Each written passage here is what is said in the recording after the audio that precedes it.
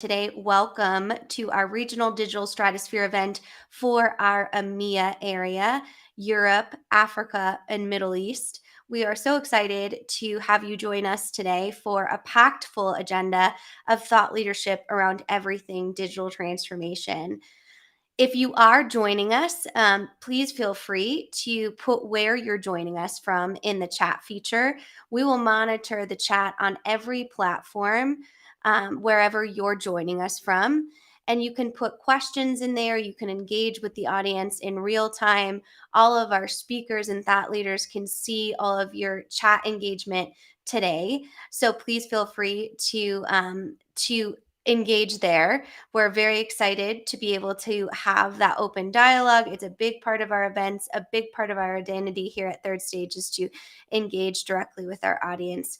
We have a very exciting agenda today to be able to go through.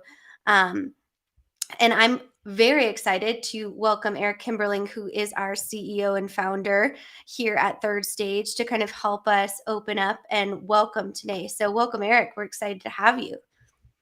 Hello, welcome Kyler, and welcome everyone here joining today. Thanks for being here. Absolutely. So, Eric, while we start today, can you kind of tell us why you decided to do such a live engaging event like Digital Stratosphere? We have them in our regions. We have a big kind of capstone Digital Stratosphere each year for our global audience. And kind of tell us why you feel like that's important. Well, it's important because it's such a big part of our business model and our philosophy as a company is to share our knowledge and to really help whoever we can through the transformation process. And so it's also a great way for potential clients and existing clients to get to know us and just to kind of engage with us and learn how we think and that sort of thing. So it's meant to serve dual purposes, really, to educate the market and really share some of our agnostic views of the world and best practices for how to make transformation successful, as well as a way to just engage with our potential client base as well. Well, thank you for taking the time out of your busy schedule. I know you're in the midst of some of our expert witness work because it's a big piece of what we do here at Third Stage, being completely technology and independent.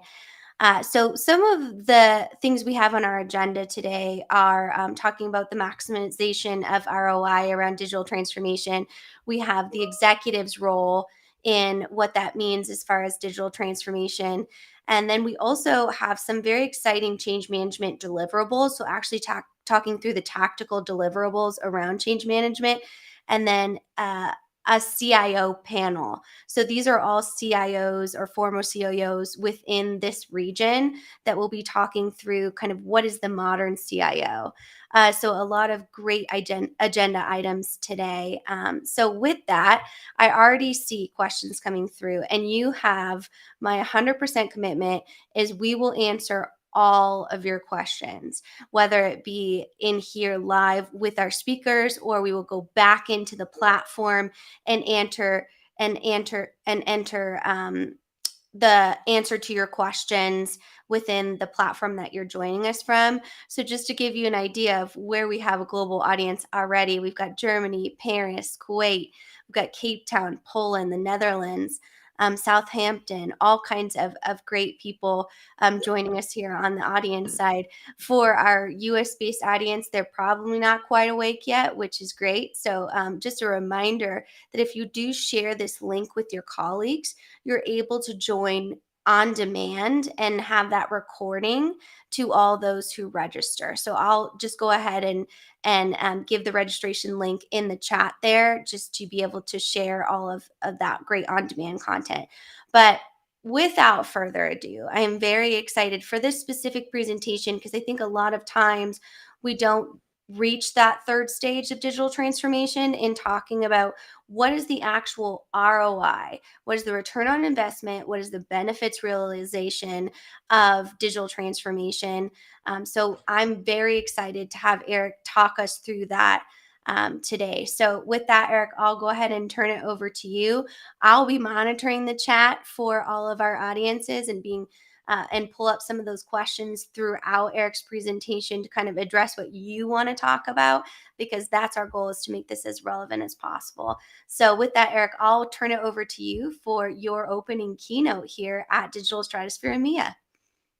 Sounds great. Thank you. And while I'm transitioning here to ask the audience a question, Kyler, I just realized as you were talking and as we went live, I realized I'm unable to share just a window on my Oh, um, right, with the right. browser I'm using, and because I'm on the wrong browser. So, would you be able to show Oh, the slides for me, and I'll absolutely. tell you? It would be my It'll be pleasure. It wouldn't be a digital stratosphere if we didn't get weird with the technical error, right? I know, and at least I caught it now instead of fumbling around while the audience is listening Right. and watching me So try to. so while I pull that up, I'm gonna go to one of the questions, Eric, and maybe you can address this Sure. first.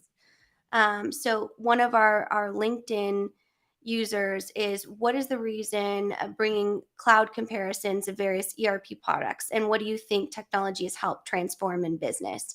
So a specific question and a broad question. Love it. Thank you so much for asking. So I'll let Eric answer this while I queue up these slides here.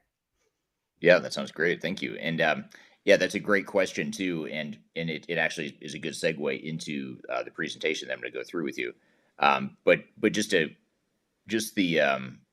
just the comparison of ERP products, there's a lot of pros and cons, obviously, to different cloud ERP systems, and we could spend the whole hour, or this whole hour presentation, or the whole Stratosphere presentation session talking about how these different systems compare. But I'll focus on the second half of the question about how technology has helped transform businesses.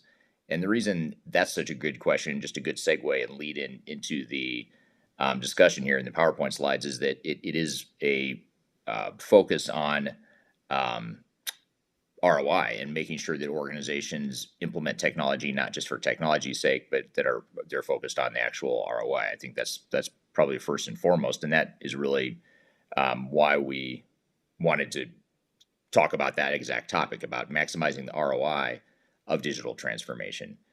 So, Kyler, if you don't mind just popping that into presentation mode, and then we can start flipping through those, and we'll start off with the quick introduction here as well.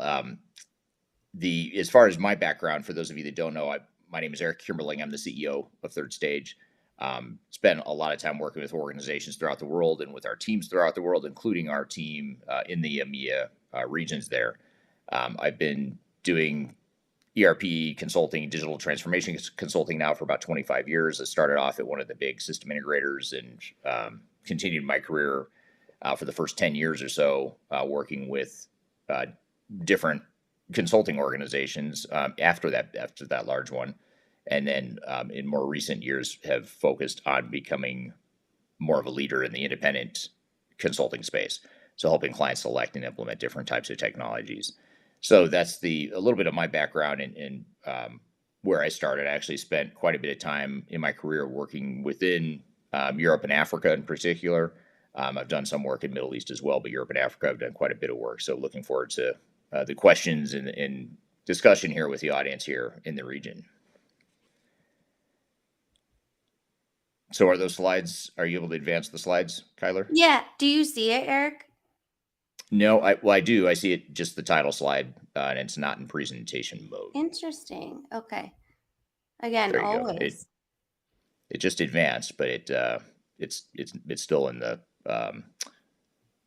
not in the presentation mode. So if you just hit the Yeah. little icon at the bottom right there, it should allow you to pop that into presentation mode. Yeah. Can you see the presentation node at this point?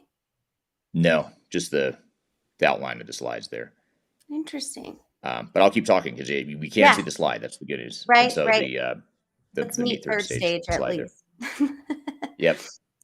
Yep. So as far as who we are as an organization, we're 100% technology agnostic, and we're a consulting firm that helps clients through their digital transformation journey. So we're doing everything from helping clients define what their system is going to be, what their overall digital strategy is going to be, as well as how they're going to manage those projects with PMO, organizational change management, process improvement, and whatnot. So our whole job is really to be that independent technology advisor throughout the implementation in helping clients throughout throughout that whole process.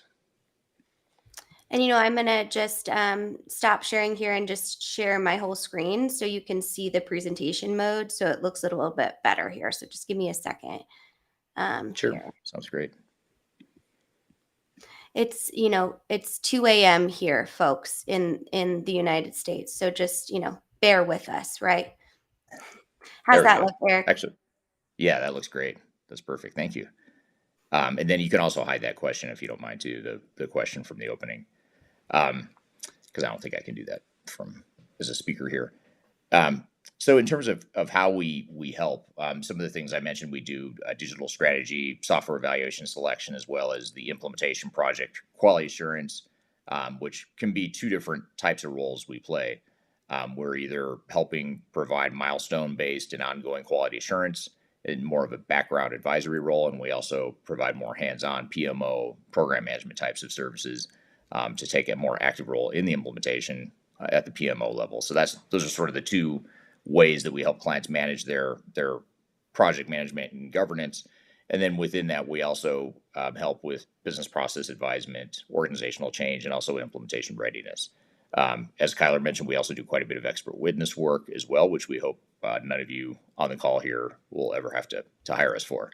But that is an area where we take a lot of our lessons from ERP and digital transformation related lawsuits, and we take lessons from those failures to help make our own implementation services better. And that's a big part of what our thought leadership is based on, is on these different lessons from those projects. Don't worry, So as far we're working out the kinks here. No worries, and I'll keep chatting. I'll verbalize the slides in the meantime. And if need be, I can share it, Kyler. I can share my whole screen. It would just show everything. So let me know if I need to do that.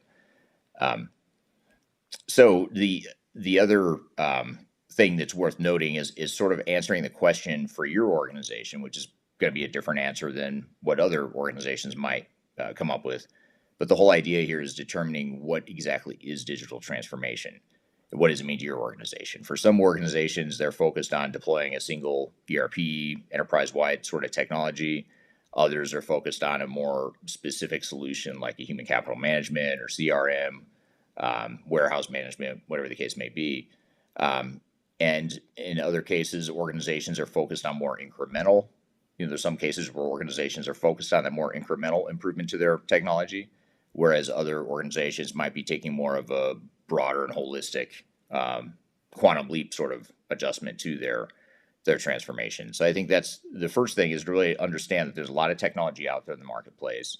There's a lot of technology that you could be deploying, but it doesn't necessarily mean that you should necessarily be deploying all those technologies. So a big part of the start of a successful digital transformation and realizing that ROI is first defining what technology or technologies are going to be the most effective. And so that's when you start to learn about all these different technologies like artificial intelligence, machine learning, Internet of Things, Industry 4.0, all these different technologies out there. It's really important to just recognize, realistically for us as a business, what is it that we're going to benefit the most from? What's going to deliver the most business value? And let's focus on those technologies rather than taking more of a shotgun or a scattershot approach to deploying different technologies. And so the problem with most digital strategies, as you can see on this slide, is that there's so many organizations that fail to reach that third stage of success. And our company is named after that analogy, that third stage analogy, which is actually a rocket launch analogy. And when a rocket typically launches, it typically has the first two-stage boosters that get the rocket into space. And then the third stage booster is what will ultimately get the rocket up to its ultimate height and speed in orbit. And so the problem with digital transformations, much like rocket launches, is that so many of these transformations don't ever reach that third stage of success in delivering actual business value and ROI that's expected from the organization. So that's a big challenge and a big part of what organizations struggle with. And so when we're talking through this presentation and as we're helping clients that we work with, our whole goal is really focused on helping ensure that we reach that third stage of transformation success, and that we're able to get past those first two stages where most organizations get stuck or they never really get past those points. So we can move on to the next one, please. There we go. And so another thing to think about as you define your digital transformation strategy in the spirit of defining a digital strategy that's actually going to deliver business value and it's going to help you maximize business value is to recognize and understand and articulate what sort of transformation you're really looking for. And this is just an example of sort of two different scenarios where you might have a traditional ERP implementation, which 20 years ago, 10 years ago, a lot of organizations were deploying ERP implementations the same way they are today. And that's part of the problem with the industry is that we haven't really evolved our learnings and our best practices to how to make these projects more successful. And you can see that when we look at different components of implementations versus full digital transformations, you see that you might have a different approach or a different deliberate way of handling different dimensions of your transformation. And there's different risk profiles and there's different cost benefit trade-offs that go along with that.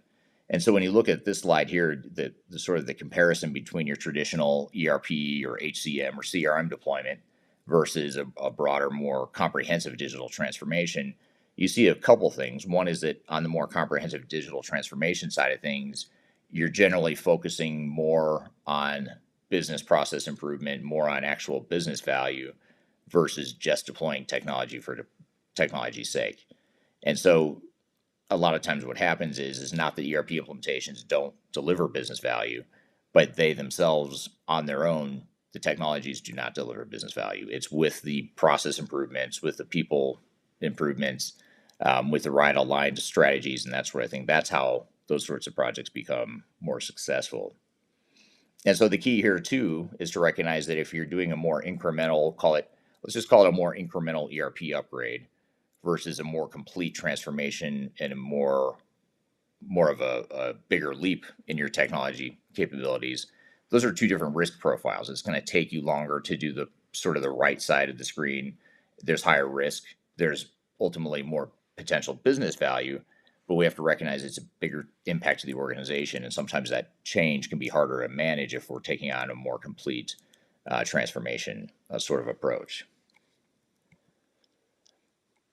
And so if we look at the top challenges that organizations face after they've recently gone through digital transformations, these are the top 5 things that organizations struggle with. And you see that the number one thing that organizations that have gone through transformations, the number one thing that they struggle with is organizational change and just managing the people side of the transformation. So that's hands down the number one challenge that organizations face. But in a close second is transformational misalignment with strategic objectives. So when we see organizations that have a digital strategy that doesn't match and doesn't align and support a overall organizational strategy, that's where you start to run into challenges. And that's where you get diminished business value. That's when you start to run into projects that are over budget and over time and whatnot. Number 3 is difficulty managing and addressing deficiencies with the system integrator. So in other words, organizations are deferring too much to the system integrators, letting them take too much control of the project without addressing the deficiencies and the gaps of those system integrators. So an analogy I like to use is that it's a lot like an organization wants to build a house, let's just say, and they want to do so by calling in a plumber. And so rather than calling in a general contractor, an architect, and laying the foundation, all that stuff, and then bringing in the contractor, so to speak, organizations are starting straight with a myopic solution, which is a system integrator, which only provides part of the solution and doesn't address the other parts of the transformation. So just making sure that you are able to manage the system integrator rather than the system integrator managing you, and that you're able to fill those gaps and address those deficiencies of the system integrator is a very important success factor. And then finally, the last 2 things are the clarity of business processes. And so organizations that don't have that clarity of what their business processes are going to be in that future state target operating model, those organizations are going to struggle a lot more with their implementations to deliver value and to finish on time and on budget. And they're more likely to have operational disruptions as well along the way. And then finally, the 5th thing is the data migration. So just challenges with data cleansing, data mapping, and that sort of thing is a challenge as well. And then I mentioned the word operational disruption a moment ago, and it's worth calling this out because part of the problem that organizations have, there's really, I guess, you could call it three different major risks with transformations. One is that you're not able to implement on time or on budget. Second is you're not able to deliver the business value and ROI that you expect or should be able to get from the transformation if you had managed it better.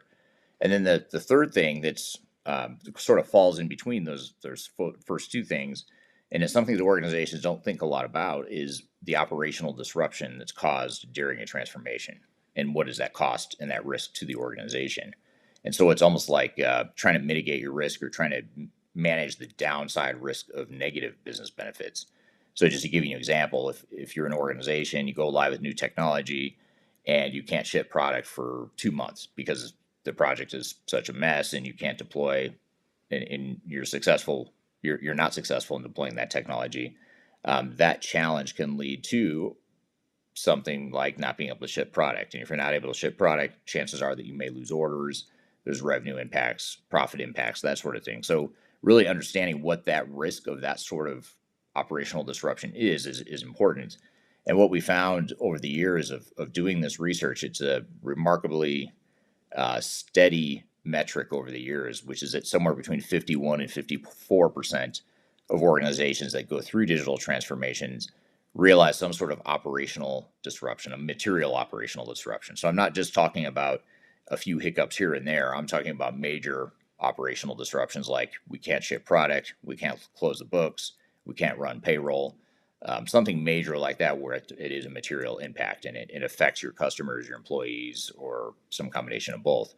And the cost of that, the cost of what that operational disruption impact might be, is typically exponentially more than the cost of the actual implementation itself, or it can be if the operational disruption is severe enough.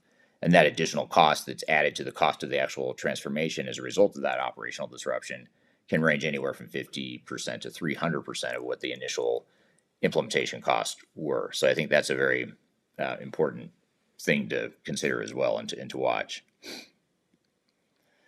Oops. So now just want to shift gears and talk about how, what is it we do about it? So I've talked a little bit about the risks and the challenges of transformation, what some of the differences are between a more incremental technology upgrade versus a more material digital transformation. So now it's worth talking about, well, what do we do to ensure that we maximize business value, not only during the implementation, but also post-implementation as well, to make sure we're getting the most value that we possibly can out of this investment in time and money and resources that we've just made in new technology. And it's worth thinking about now, even if you haven't started the project yet, it's worth thinking about. And so what we want to do is share some themes or best practices of what we see that delivers the most business value to our clients. And so the first thing that you can see here is to start with a phase zero when you get into the implementation phase. And what we mean by this is sort of implementation planning, implementation readiness phase of the project. And it sounds intuitive as I'm talking about it, but it's important to understand what dynamic most organizations fall into. And that dynamic is most organizations' instincts are to go pick new technology, go evaluate a few options, pick the ones that are the best fits for you, and then start designing, building, and deploying stuff. And it sounds basic enough, but the problem there is organizations typically rush too much into the implementation, actual execution mode without having clarity and a vision of what the overall plan is, what a realistic plan is, what the realistic budget is, all the planning activities that need to happen to really serve as that foundation or that blueprint for a successful transformation. And again, I'll use that home building analogy. When you're building a house or a building, the first thing you do, or one of the first things you do, is you design a blueprint. You design a blueprint of how all the pieces are going to fit together, what the overall design is going to be, what materials are going to go into it, what contractors are going to fill those roles, all that sort of thing. And so most people intuitively understand that you wouldn't build a house without a blueprint. But organizations do it all the time. They go into these transformations without a blueprint and they say, well, just pick the technology And then our implementation partner, system integrator, will provide the competencies for us to implement that technology. And again, it's important to think of this as more than just an implementation, a technology implementation, but think of it more as a transformation that involves one piece of it is technology, but there's other pieces related to process improvement, the people side of change, the strategy alignment, all that good stuff. And so it's important to think about it in that way. So rather than building a house with running water by calling the plumber first and foremost, which is what a lot of organizations do, is they call a system integrator or a software vendor to come in and help them solve that specific problem. It's important to back up and create a blueprint and a realistic plan and in a way that's technology agnostic as well. So that phase zero is really important. And what that does is it puts you in control of the project. It allows you to have that ownership, that internal buy-in and ownership of the project. And it's also a way to drive internal alignment too. And I saw there was a question that popped up around internal alignment and whether or not that is something that can diminish business value. And that's absolutely true. If you don't have internal alignment, you're gonna run into delays, you're gonna have budget overruns, and you're ultimately not going to get the business value you want. And by the way, perhaps even more importantly, you're going to have higher risk in the project if you don't have that internal alignment and common understanding of what this project means and how it's going to impact your business.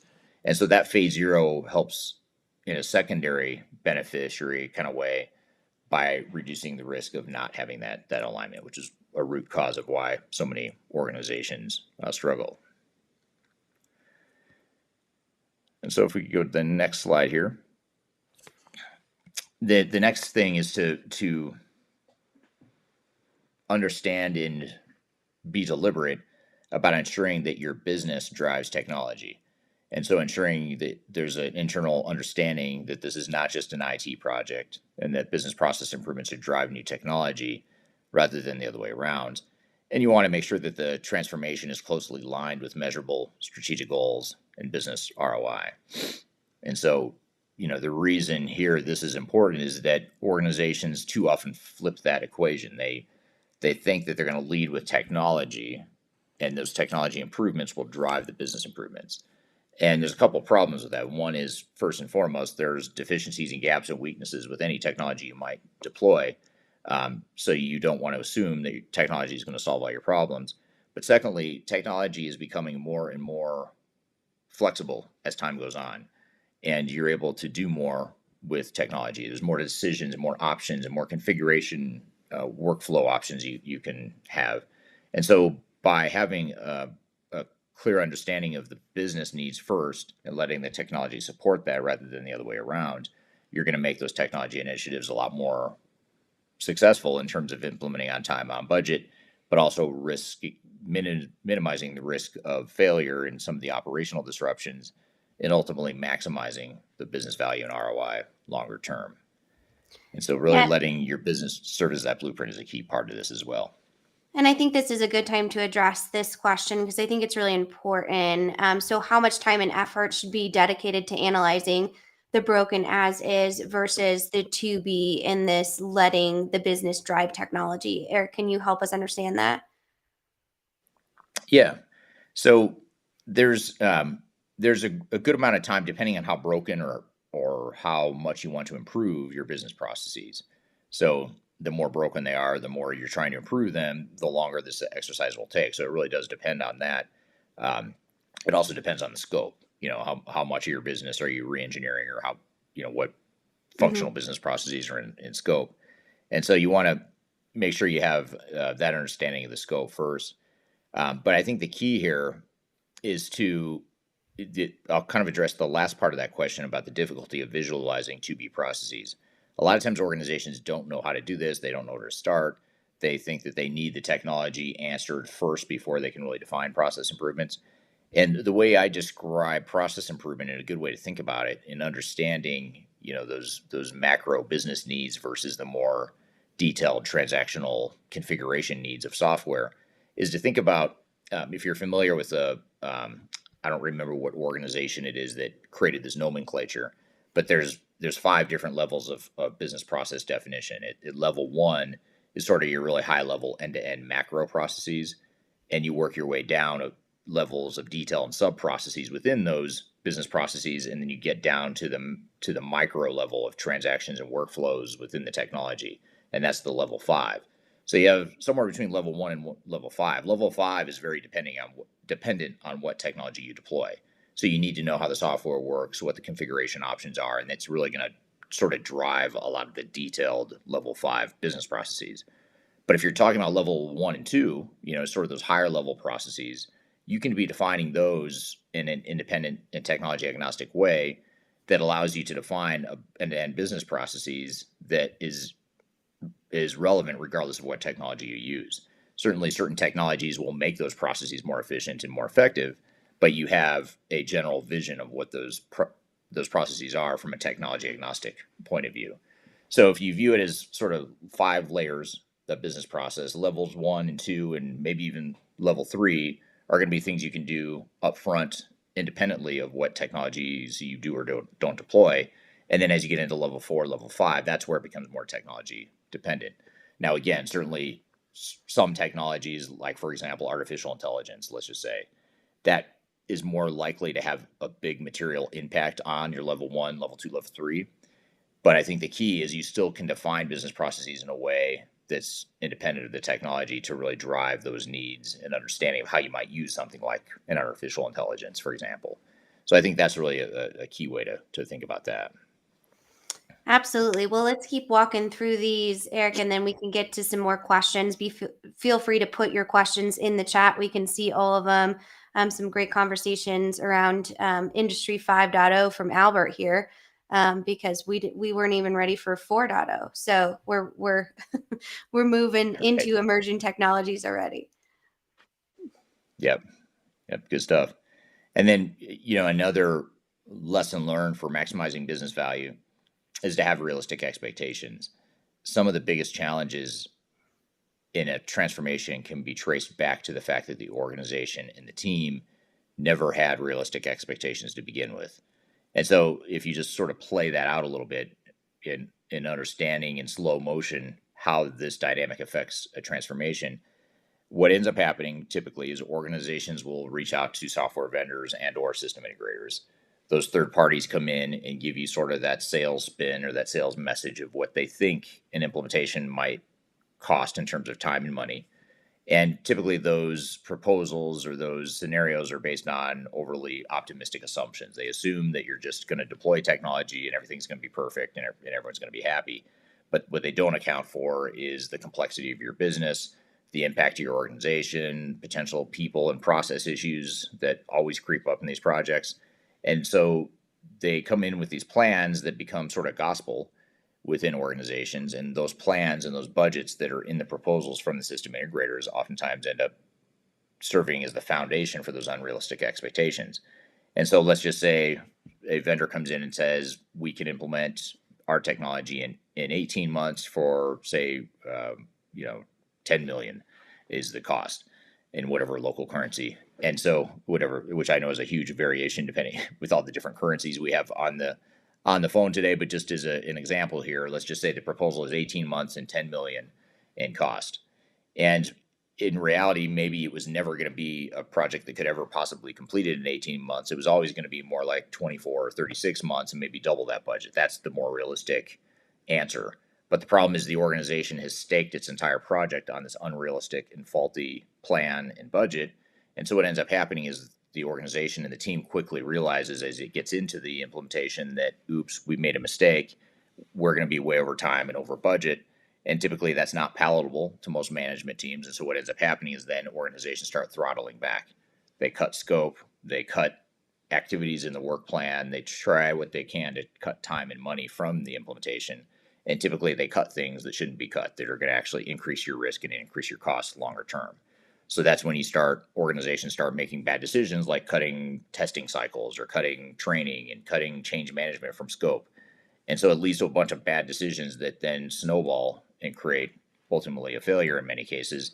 And at the very least, it diminishes business value. It minimizes the value you can get from the technology that you were trying to deploy, all because you had unrealistic expectations up front. So the key here is to really recognize that dynamic and understand that when you get a proposal from outside third parties, they're trying to sell you software and technology services.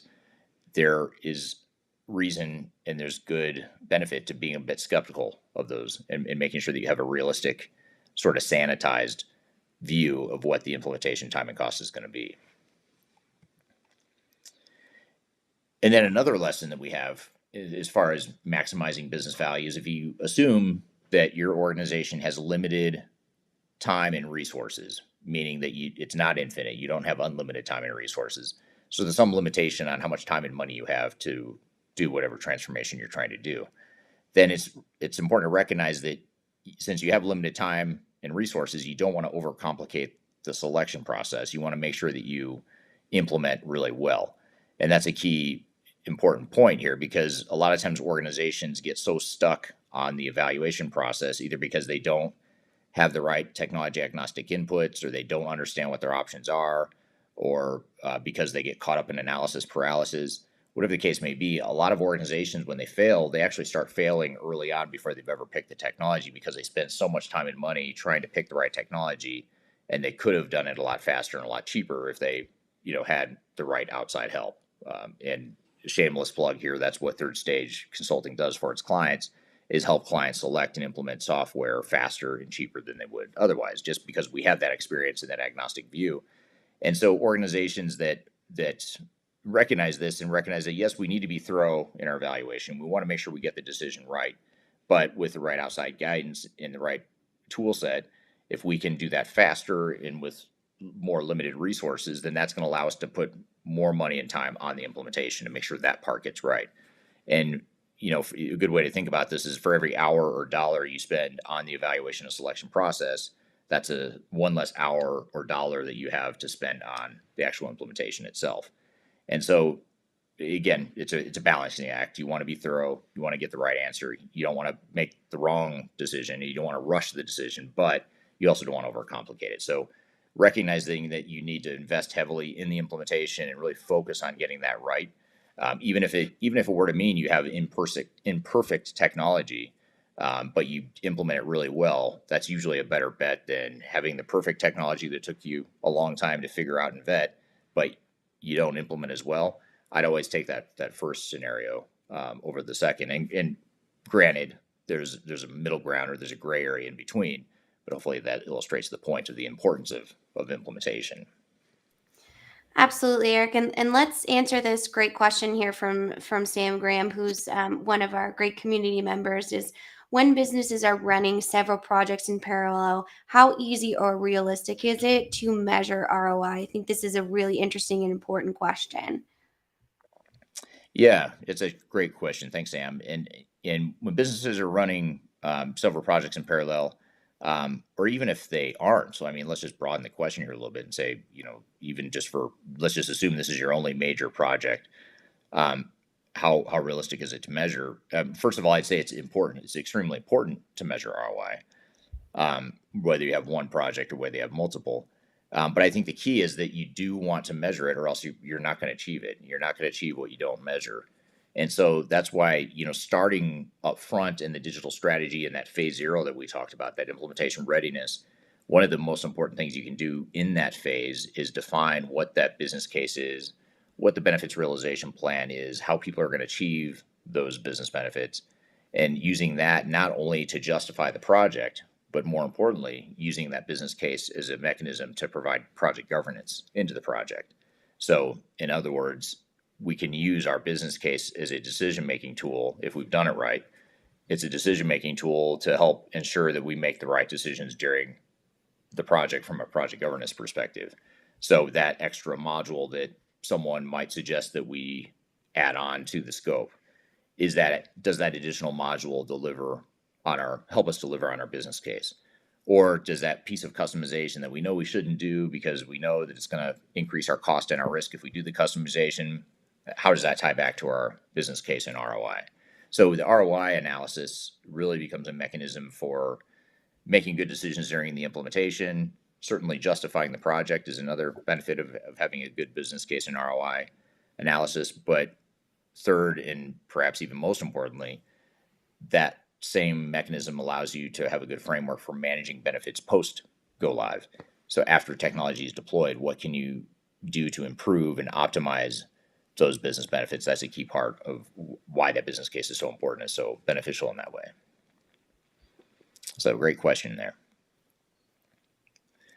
And then another challenge or thing to recognize when you're trying to maximize your ROI for any sort of transformation is to recognize that there are no silver bullets. So there's no easy answer. There's no perfect decision you can make that minimizes all of your risk.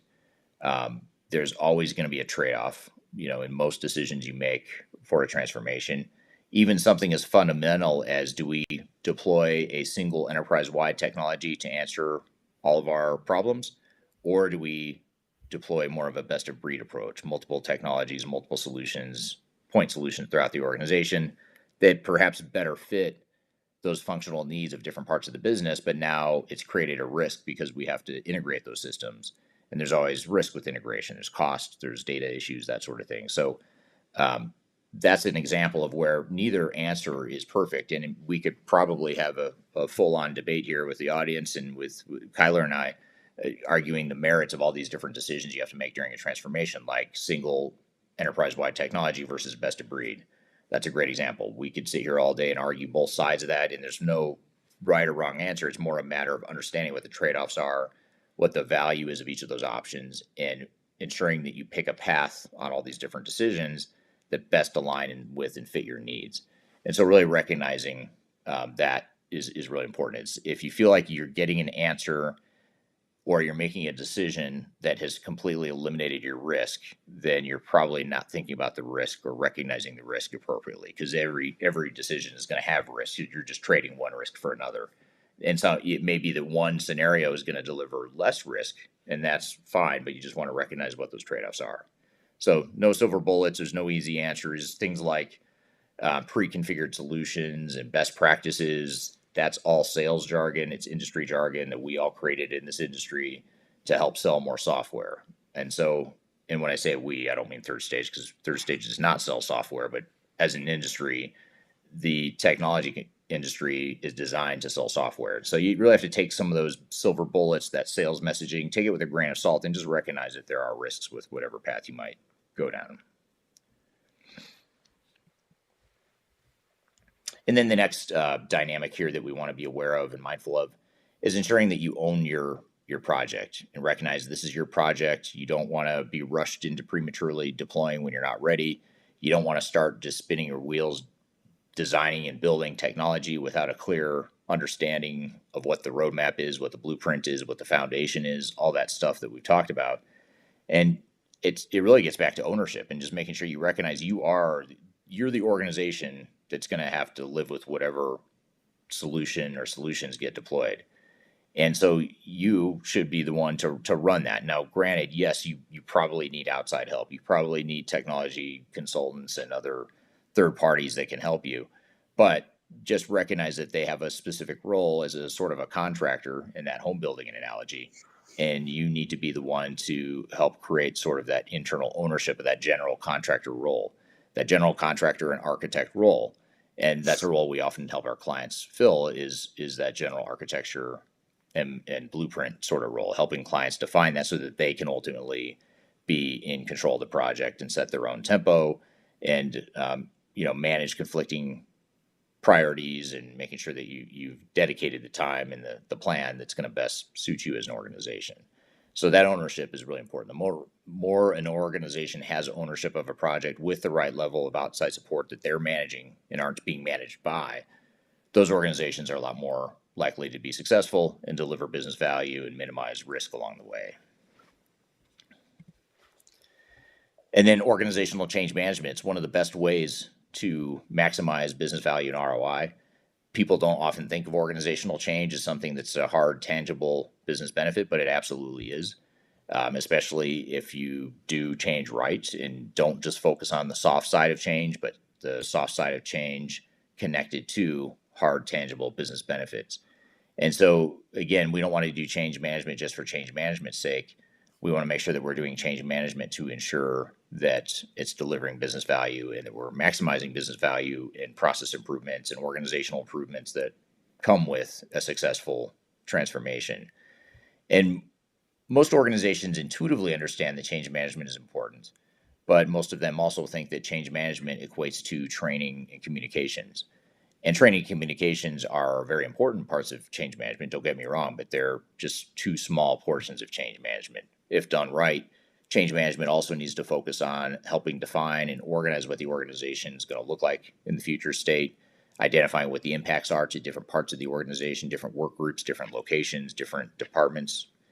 Also, focusing on executive alignment, benefits realization, all these different components of change that oftentimes get overlooked and myopically focus on communications and training. There's other dimensions that I would argue are even more important than communications and training. But most organizations and most system integrators don't focus on those things because it's not something you can touch and feel. It's not necessarily related directly to the technology itself. It's more related to how the organization is going to be impacted and what the new processes are going to look like. And so organizations tend to overlook it and not understand why that piece is so important and why a complete change management strategy and plan is so important as well. And then related to change management is user adoption. And so user adoption is part of change management. It's really technically under the change umbrella, but it's important to recognize and understand that user adoption is really important. And user adoption doesn't just happen through good training. Training will help enable user adoption, but you also want to make sure you have a detailed user adoption plan and strategy that goes beyond training. So making sure that you have technologies and tools that allow people to not only learn the new processes and systems in a sort of a classroom or a self-study environment, but also that they have the resources as they get into a live real world environment with a new technology, new processes, making sure they have tools and resources to help them through the process post implementation as well. And so an example of that is Third Stage has a digital adoption tool that it uses with its clients. It's a technology agnostic tool that works across platforms that allows organizations to have not only training materials and training tools, but also online real-time help and support as employees are going through any sort of transaction or workflow. So that Third Stage digital adoption tool set is something, as an example, that you can use to enable some of that user adoption, really making sure you get down to that granular level of going beyond just training and making sure that organizations and that the employees are comfortable with and have the resources to support their business processes is very important as well. And then finally, the biggest tip we can leave you with on terms of minimizing. I was kind of a maximizing and managing is Minimizing. my minimizing. I Welcome just to new words. yes, it's not very politically correct or gender friendly, but it is a new word that we just created. I'm here No, I was for going to it. say no way to maximize business value is through independent program management. And this is where, especially if you don't have a really strong internal PMO capability, that independent project management, program management support is very helpful. And I think the key word here is program management. And whether you leverage outside help, independent help or not, it's important to think about your project as a program and think about within that program a technical work stream where you have hired a software vendor and or a system integrator implementation partner to handle that one technical work stream, but there's other non-technical work streams as well: the change management, the data migration, the process improvements, the overall strategic alignment, all these different work streams of internal and external resources that need to be managed within an overall program, which is why you don't want to just have the system integrator or the technical work stream project manager be the overall program manager, because those are two different roles. And so if you don't have that, especially if you don't have that internal PMO capability, it's really important to leverage outside help on the program management side. And if you have internal PMO capabilities, that's great. That means you've got better chances are you probably have better project controls and governance in place. It just as part of an internal mindset and process, and maybe you rely more on outside help, just more in an advisory capacity to help make sure that you are leveraging that outside experience and best practices for implementations within that PMO framework. So having that program management be effective is super important and a great way to deliver business value. And one of the questions we have from our audience here, Eric, is around project governance for digital transformation. What requires more attention to successfully drive home goals of digital transformation? And maybe I'll evolve this question, but how do you ensure that that project governance is staying to that ownership tactic that you covered earlier in your presentation? Yeah. So, the overall governance, there's a lot of complexity or a lot of alignment that needs to happen with program governance to ensure that it fits your business and your future state needs. So, just to give you an example, maybe answer the question in the form of an example of how you do it. Um, a big part of project governance is how you make decisions. How are we going to make decisions when we inevitably get the request to customize software or to add more technology to the mix in some way. And it's hard to make those decisions without just saying no because we don't have the budget for it and we haven't planned for it. Um, or yes because we're enticed by technology. So yeah, sure we'll deploy new technology or we'll customize the technology. And it becomes kind of a subjective decision. It's just sort of like you get to a yes no answer based on instinct or based on circumstances, but it's not necessarily tied to a business case and an overall decision framework.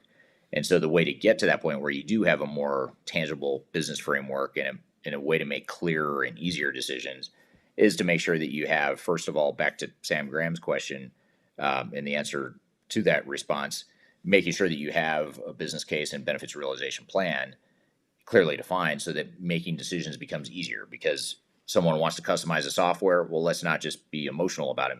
Make the decision based on emotion or based on a preconceived idea that customization is bad or customization is good or whatever the case may be.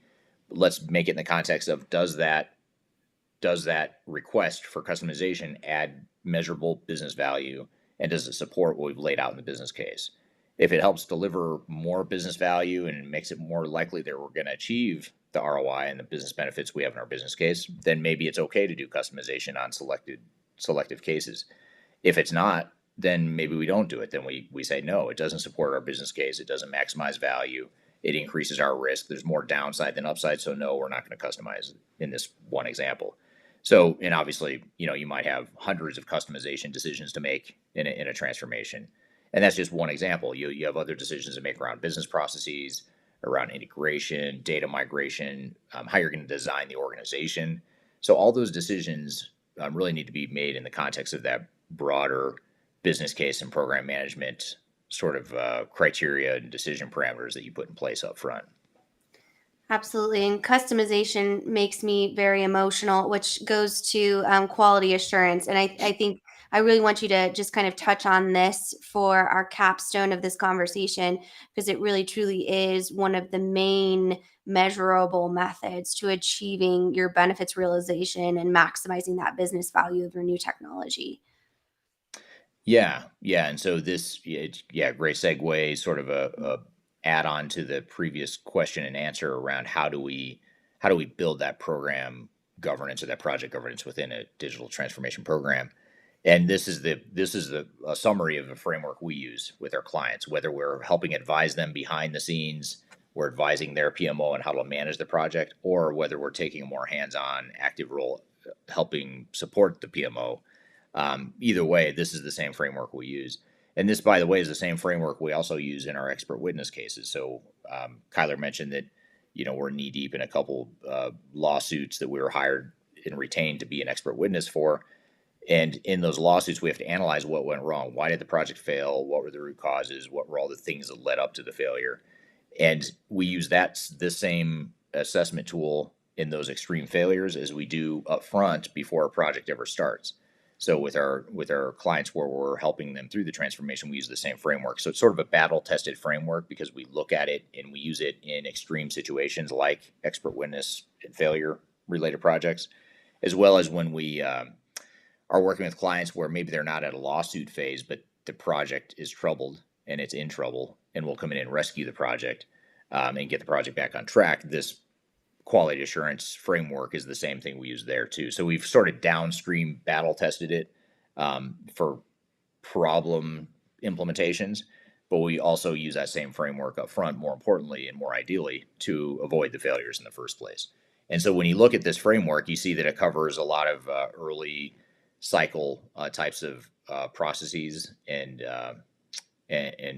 success factors, but it also addresses everything from the people, process, technology, strategy, um, data and integration, benefits realization, and performance improvement.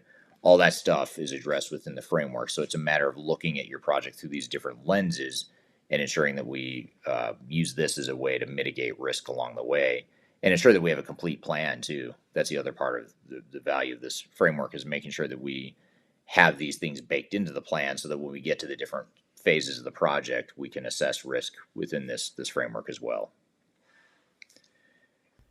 Absolutely. And So this those Sorry, this framework, real quick, Eric, is available for download on our website if you'd like to see it. I did pop our resource page, but you can find it in our thought leadership section of the website if you want to look at this in more detail, because I know it can be hard to see all of this great content on a screen.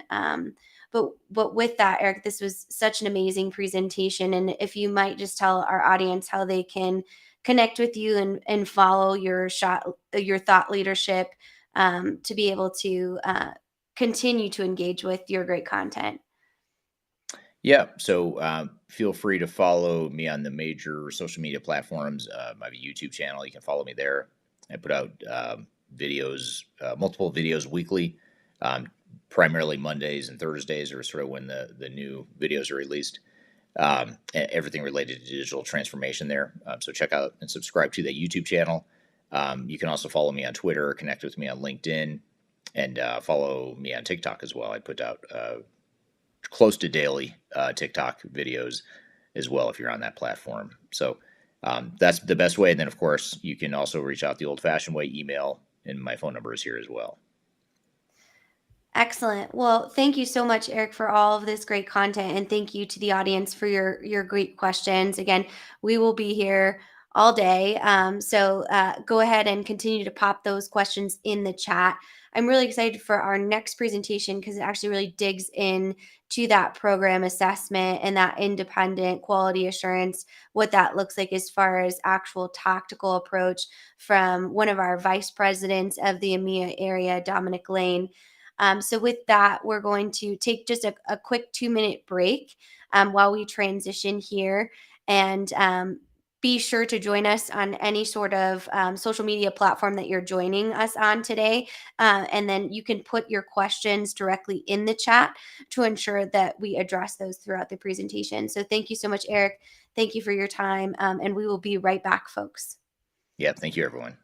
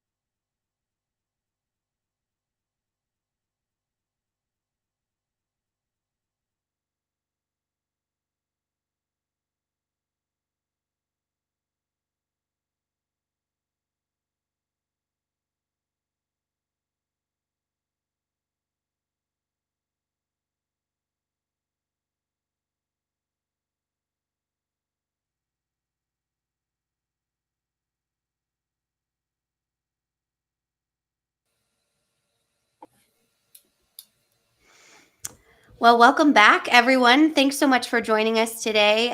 Such a great conversation with Eric's ROI project, and I think this keynote from Dominic will be a great segue into and how you can kind of tactically achieve that. So, such an important conversation here. So, welcome to the stage, Dom. Hi, thank you. Can you hear me okay? Yep, we can hear you. We can see you. My All lovely great background. things. Yeah, with you look kind of like you're in prison, but that's fine. We're okay. We're ready for it. So just a reminder on the logistical site, if you're just joining us, whatever social media platform you're joining from today live, we can see all of your chats. So feel free to not only engage with the audience members yourself, but also put any questions you might have in the chat for Dominic, and we will pull those up here on screen and be able to address them. So with that, I will turn it over to Dom and let him go ahead and introduce himself and talk about his keynote today. Sure. Hi, yeah. My name's Dominic Line.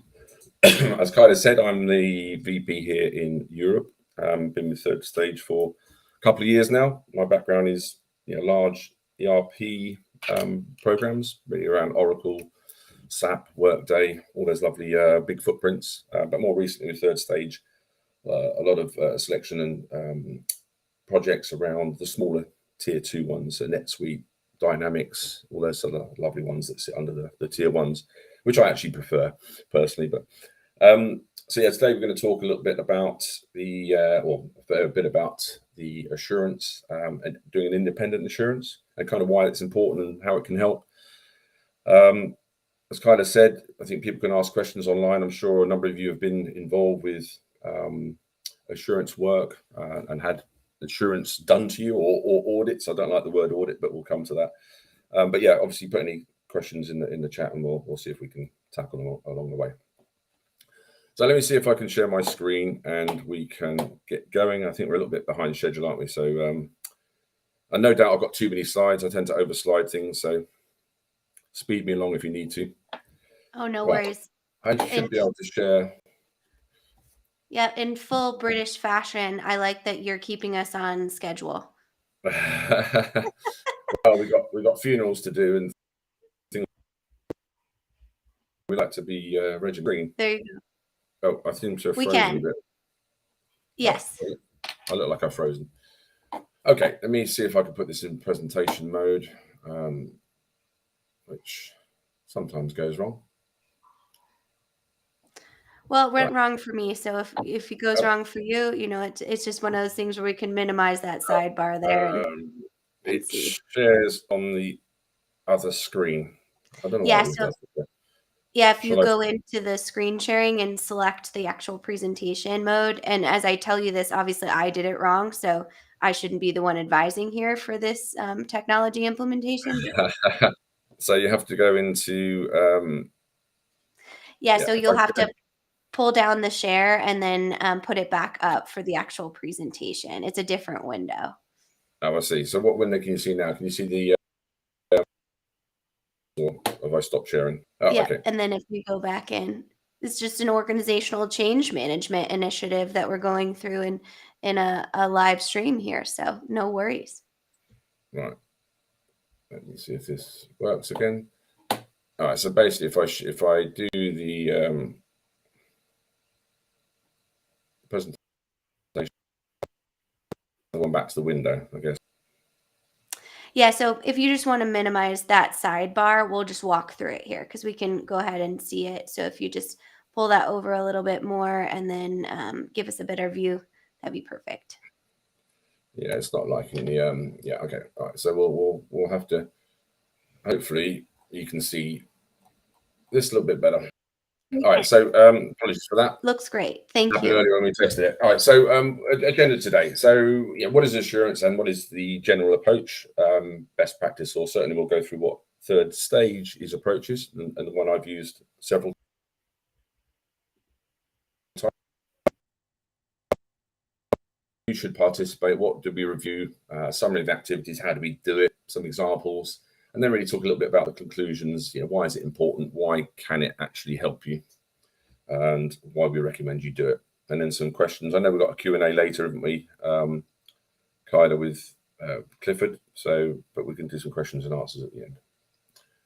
So what is assurance? Now, Eric covered this briefly earlier with that key slide, which looks at in the top right hand side. I have got it in the pack later, but I'm going to talk around a lot of these areas around procurement, planning, governance, data, all those things that Eric covered correctly. So for me, an independent assurance should not really be viewed as an audit.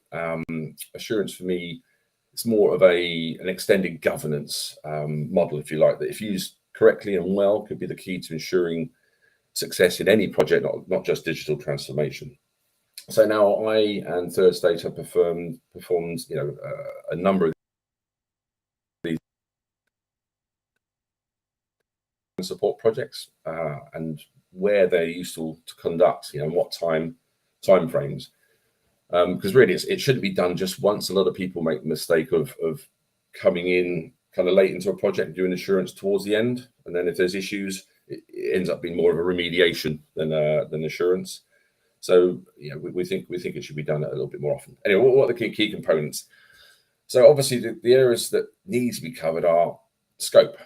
Is the scope correct? Is it being followed? Is what you're trying to deliver expectations correct? Technology, very important. Does the system architecture, the integrations fit the scope and your digital strategy from the outset? And that's sort of a process of ongoing improvement, as well as the technology comes online or different external dependencies are brought into scope. If you've got one project, it's good, but as we were talking earlier, the multiple work streams, multiple technology projects can be difficult to govern and to get the ROI. It needs a lot of management. Cost has to be within a reasonable margin of your budget that was originally set, and that can change obviously, but it needs to be reasonable. If you start doubling costs, that's really not where you want to be. So you need to identify those as early as possible. Schedule, planning, obviously, will it be delivered in the time frames that you establish at the start? Is the plan realistic? Obviously, quality needs to be high on the agenda. Will it work? Does the business like it, want it, need it? And will it be highly operable? And then, of course, what we were talking about earlier, the whole benefits realization, performance, have we got a business case? Do we know what the business benefits are going to be? Are there measurable benefit plans in place? and that would link into change control and how you're going to change the business to fit the applications that you've spec'd out in your strategy. Obviously, it should align with your strategy. Your strategy should say, this is our business plan over the 5 or 10 years. How is technology going to underpin it? And then that's your program. It should be business-led, not technology-led. But I think we've talked about that quite a bit in the past. So, when should project assurance be done? So, as I said before, it shouldn't really be done once. It's not an audit. An audit is done possibly at the end if you've got any financial audits or PwC that might come in and do a complete project audit, depending on the size of it. Assurance could really be performed at any number of stages and at different levels of intensity. So you can have light touch, recurring, which is what we recommend, or you can have really intensive, and that depends on the size of your project, and breadth. How many program areas have you got? What sort of deliverables? So small projects, obviously a little bit different to large ones, but you can be as intense as you want, as your time and budget allow. So this is just a standard possible ERP digital framework. So we recommend that you probably do several. Review one could be at the start, so pre-program. A lot of people don't do it here. So is your organization, what's the maturity like of your organization? What's the capability of your organization in terms of delivery, IT, etc.? Are they geared up to do this? Was the selection initiation done properly? Are you ready to start? What was the digital strategy? Is that worth reviewing? Is there a benefits plan? What do we know about the target operating model? A lot of clients do that later rather than as part of the selection. Quite often, we would suggest that you would do a fair amount of the target operating model during your selection. Look at your requirements, build a target operating model, and map your ERP as closely to your target operating model not just now, 5, maybe 10 years down the line. So yeah, that's the sort of things we can look at the start, and then setting expectations, or are the expectations realistic? Those sort of things are really good to give the executive a clear steer on are we ready? Is it worth starting now? Do we delay, or do we have some remedial actions to put into place? So and then as you go along the project, if you've kicked off correctly, initiated, we suggest reviews at the end of build. After design, ready for build. So let's look at stage gate. What are the plans look like? Did we review requirements? What's the scope roadmap? Is there a traceability matrix? Has everything been done that we said? Are there significant scope increases that change the budget? And then the same sort of after test and before deployment. Are you ready to go? Is the business ready? What change plans exist? Is the quality up to scratch? So those are sort of things that we would, why we say it shouldn't be an audit. It should be part of your governance per se, or to support your governance. With the best will in the world, most program teams are too busy to do this, and need some support from externals. So how are we doing? And Dom, if I might, we have a great question here from Ghassan on LinkedIn that I'd love to kind of address. Have you used KPIs that alert on your project's performance during a digital transformation lifestyle versus conducting cyclical assurance reviews? I think this is a really interesting question to understand kind of that measurement piece. Would you mind giving us your insight on this? So how you use KPIs instead of insurance, or I think what he's asking is, have you used KPIs that kind of show you or showcase red flags during the life cycle of digital transformation versus maybe a more cyclical approach around assurance review. So like a project health check or something like that. That's around a standardized timeline. Yeah, I mean, part of your governance map should have, you should have a set of standardized and repeatable reporting and disclosure activities. And that's one of the things we cover a little bit here. So, what sort of quality KPIs would you have? So obviously, one of the key ones is planned activities versus actual, and things like if you get to design phases, how many functional documents have you got? What's the burn down rate? Of stuff that needs to be updated, approved, implemented.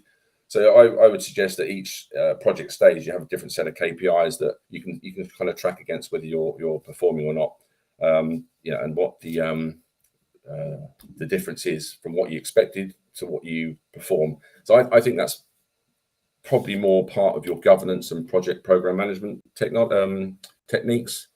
Plan versus actual, all the variance, budget, utilization, earned value, all those sort of metrics, which are kind of standard project and program management. A lot of people don't use that. And you might look at things like defects, number of test defects against planned CRs, scope. So I think all those things come under probably good governance, good project management. Now, what we would do, we would look at that as part of our assurance work. What were the KPIs? We would also look at all the PMO reports, because quite often you get people that report green. People have got green. There's no substantiation to that. So we would certainly look at that. But you have to implement decent controls, which is one of the things we would do at the start. That first ERP readiness one, we would look at that sort of governance map. What KPIs are you using, and are they relevant? And then they have to be deployed fully. But yeah, so we would certainly use those metrics to help guide whether the project's on track, but they are really project and program management activities. So a bit of a long-winded, hope that helps. Yeah, absolutely. I think that it's so important, and the piece of that is that independent program assurance is really what I think Ghassan's talking about here is being able to understand those red flags, because you don't know what you don't know, right? Unless you have that expertise and experience. Yeah, quite.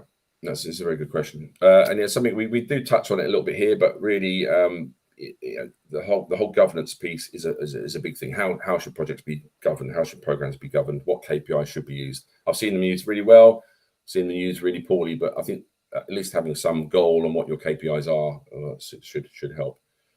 But certainly things like change requests, high number of change requests, poor decisions, as Eric was talking about earlier, poor decision making. Is there a design authority? Is there a change control process in place? Those are probably the biggest ones where your scope is creeping significantly, and your planned activities are behind schedule. Typical metrics, I think. Okay. Anything else, or should we proceed? Good questions, though. Let's keep Yeah, them coming. absolutely. I think we'll have a few more coming in, but let's get to a few more slides, and we'll Okay. get So those. let's get to the approach part, and this is really the third stage methodology. It's very involved and detailed, which means you can have light touch or heavy touch, intense.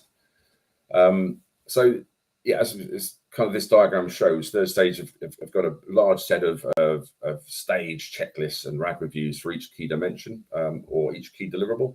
So we normally start off with an artifacts checklist, all the standard documents that you might kind of expect in a project. And so we can go down to that sort of detail of reviewing each one and RAG status.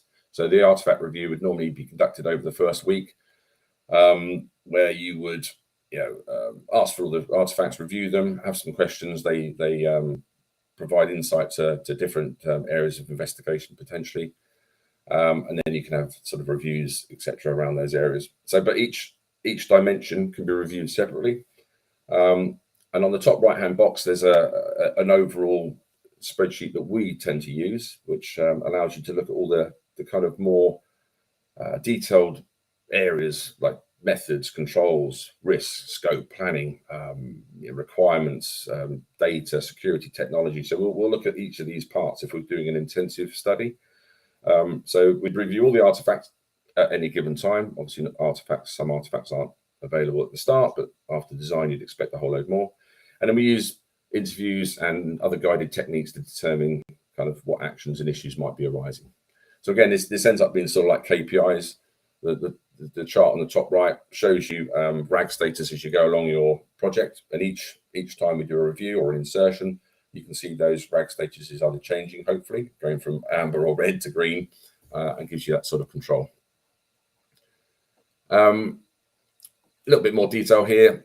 This is kind of one of the tabs that we might deploy around the process part that gives you, what are we looking at, what to look for, how does the RAG status fare against those dimensions, and what actions, if it's not green, what actions do we need to turn it to green? So these can be built up as part of the report that we would kind of use. So what sort of activities do we do? So we just mentioned a little bit about the project documentation. So we'd certainly want to review your governance model, your plans, your costs, risks, resource, and external dependencies are important. What do you need to be delivered by a certain date from other people outside your project? That's a very difficult one to do. Obviously, we'd review the solution artifacts in detail. The vendor artifacts are things like contracts and statements of work. They're very important to do. So it's not just the project team per se. I know the vendors are part of the project team, but what are the suppliers doing? How many suppliers have you got? What's the vendor management approach? The statements of work are important. Are they robust? And we would certainly review at each section or insert how vendors or partners are performing against those statements of work. Did they say what they said they would do? Are they doing it? And after that, we would plan a number of interviews or workshops with key participants to kind of go across the project team and vendors to discuss kind of what their view is and get a subjective view as well as quantitative or qualitative. So kind of thorough. You have to be thorough, look at all the artifacts, do the interviews, look at the KPIs, look at the statements of work, and that builds a picture of kind of where the project is and what the likelihood is that you're going to succeed.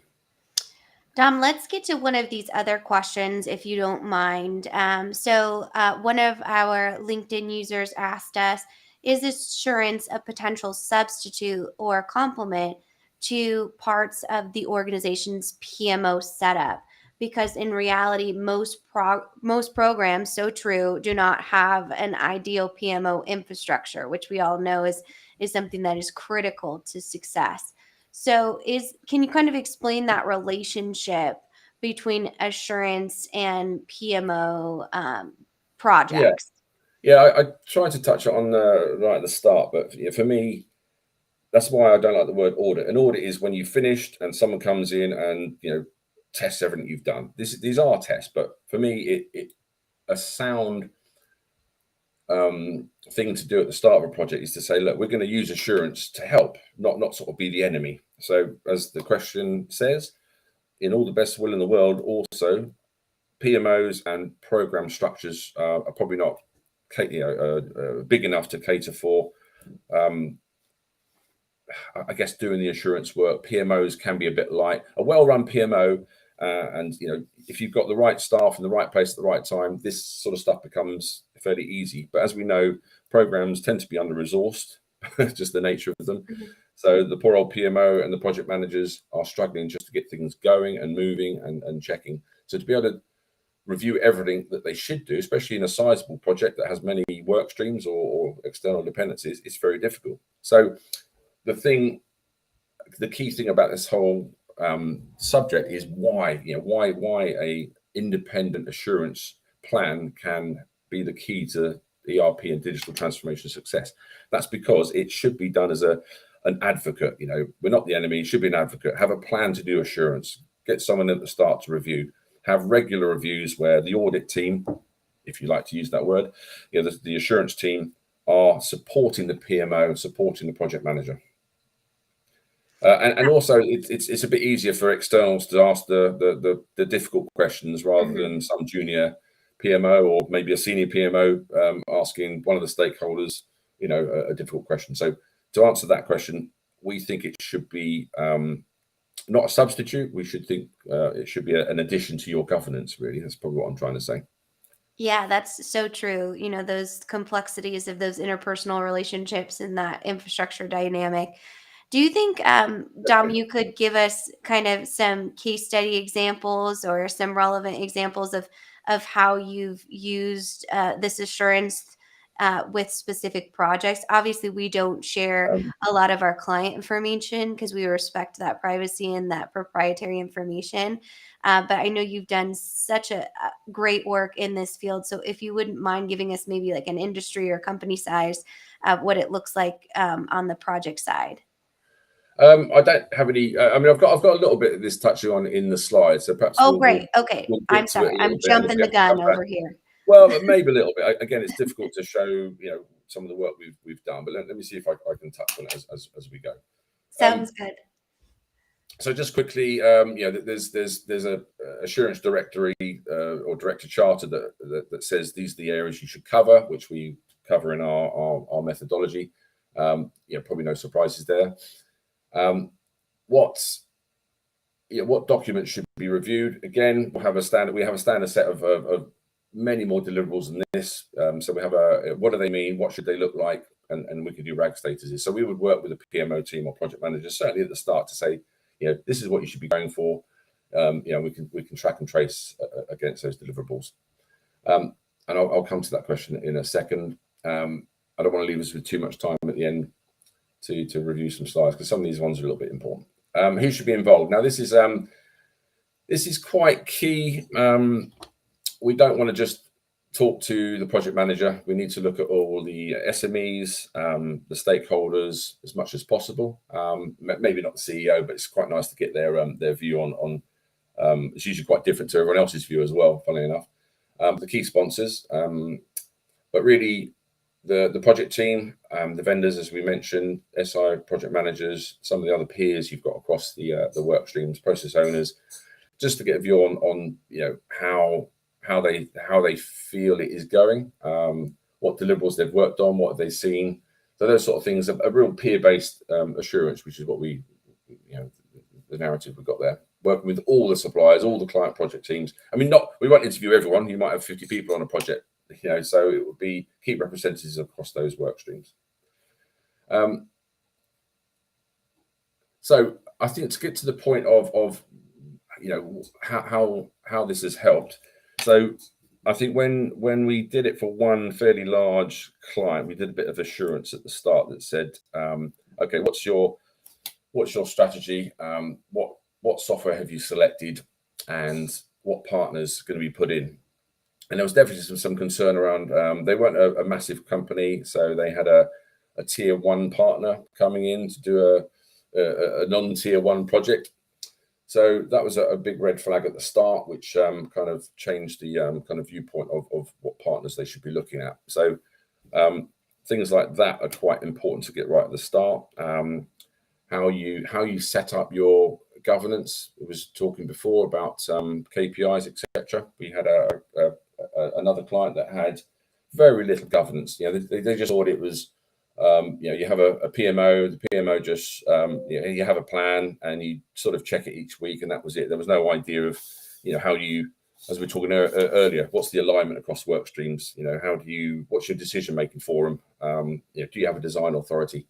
And there was certainly one that said, why do we need a design authority? Why do we need a decision forum? But then later on, it was quite evident that if you're working in silos, and this is the key thing, everyone tends to do it. It's very difficult to pop your head up and have a look at everyone. Everyone's too busy. So the silo effect is very key, especially if people are designing.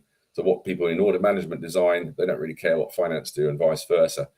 So having that design authority, and in fact, we help this client implement a design authority, or unless you've got a solution architect that's really good at hovers above everything. It was that how do you ensure that the solution has been ratified across all work streams? Because quite often, until you get to testing, and then you find that things don't work because no one's really discussed how the design should fit in across areas that perhaps they don't have any expertise in. So you need that design authority to discuss it and someone taking responsibility. So I think things like that have been really key for us in terms of highlighting things early on that clients will probably need. And that's all through experience. We've been with clients that haven't done any of that, and things go wrong, and you say, see, that was an important point, wasn't it? I thought it wasn't that important. Actually, it was. So, and I think people really think half the time there's too much detail. Why do you have to look at this? Some of the key metrics here, solution maturity. Why do we have to look at that? What about the delivery capability? Plan, governance, controls, change management. Even things like the dimension there, vision, ambition, and return on investment. Most people don't look at that. What are we trying to do? Why are we doing this? We're putting this massive system in.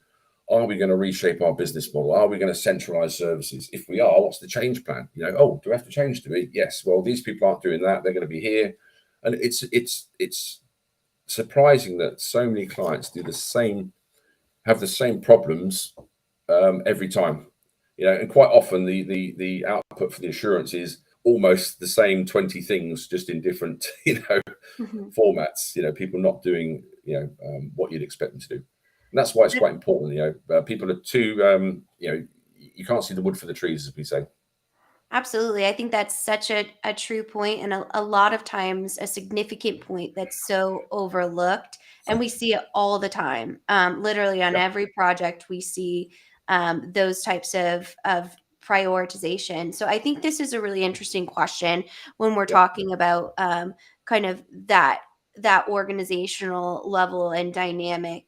So how do you avoid this being seen as another level of bureaucracy from teams who already are challenged or overwhelmed by the project? Yeah, it's difficult. That's why I would always advocate saying a recurring, regular, light touch assurance is kind of a good way to, at the start you say, have we got a PMO?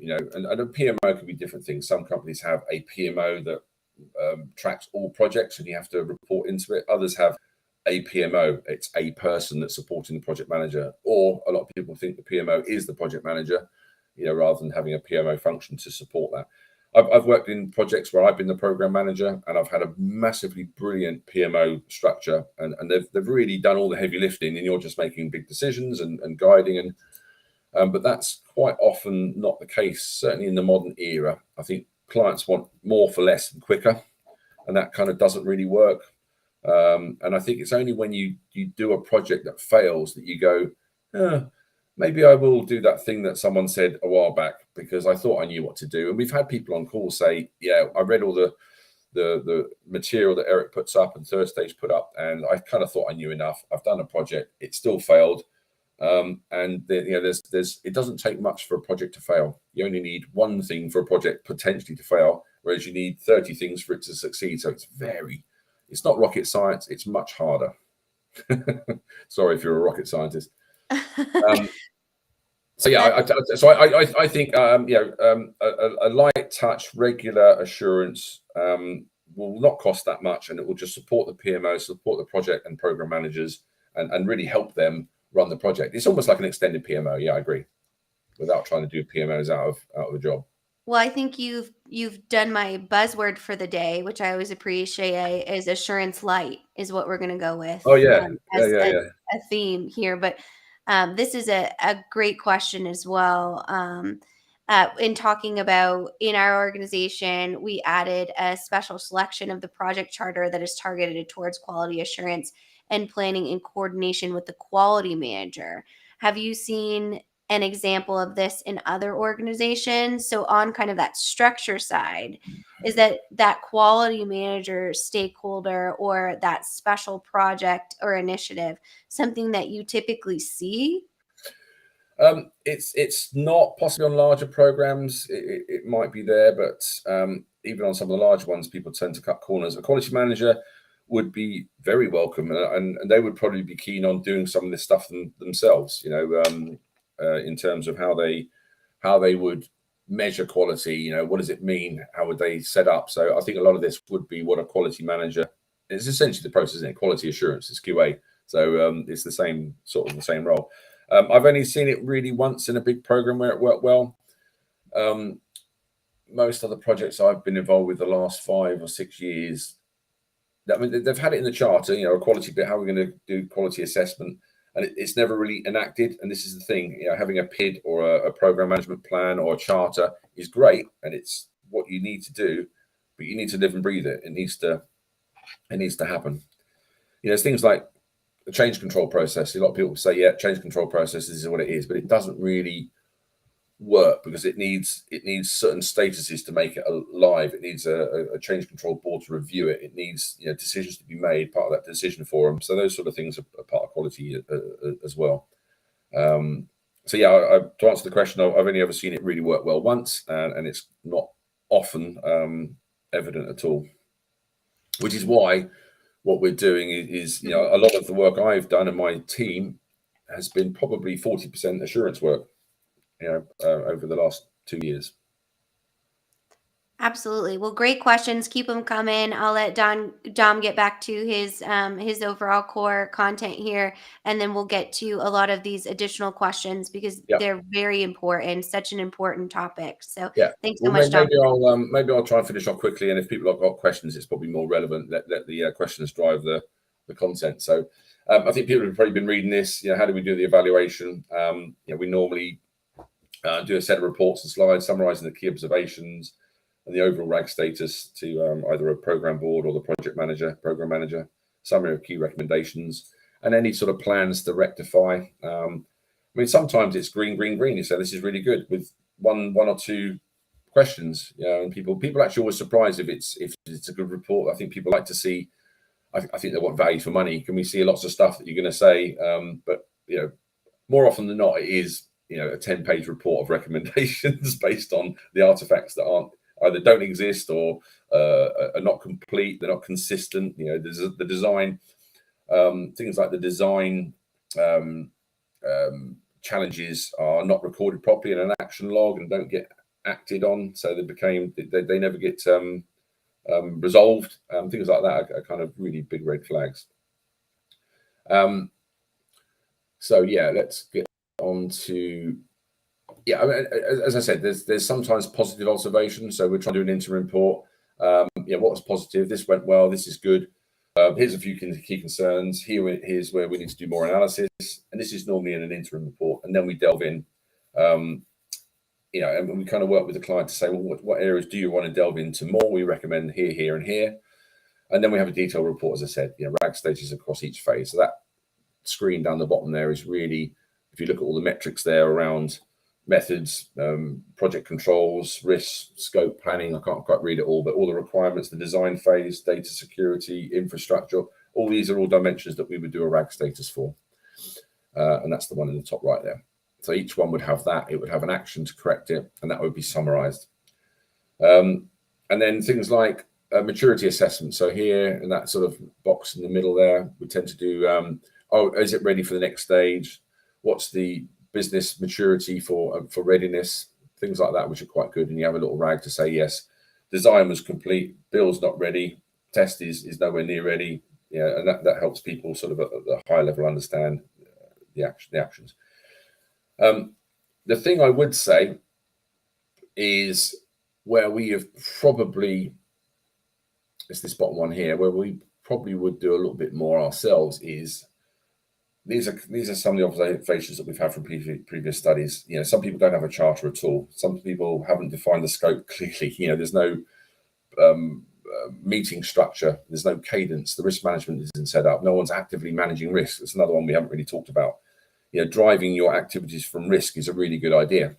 You know, and if you keep your risk profile low, but it has to be actively managed. People have to review it.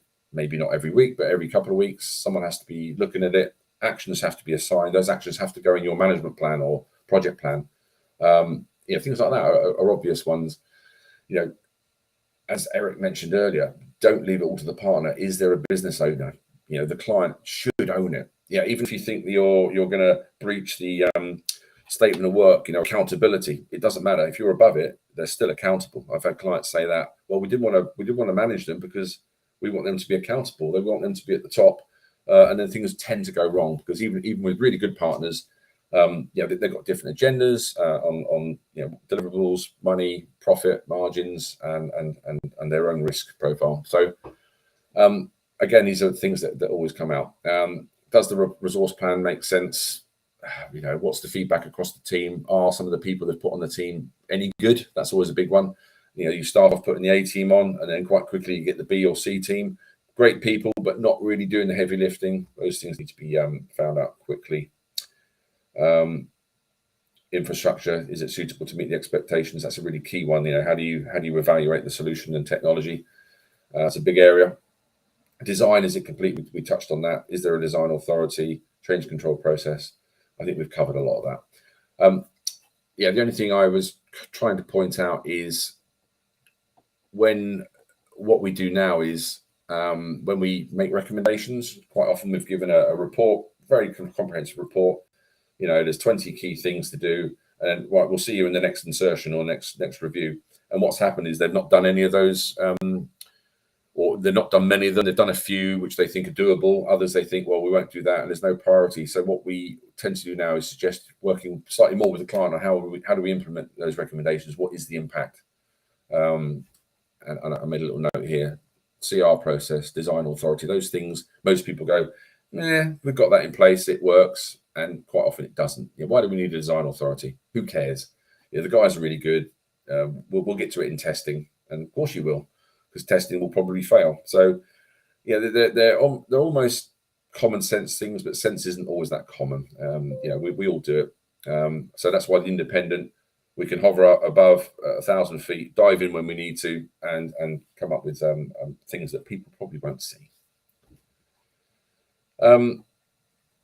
That's probably near. So I guess the whole crux of this is why do it? Why is it important? I think we touched on some of this, and some of the questions have been really good. You know, why doesn't the PMO do this? You know, governance should be in place.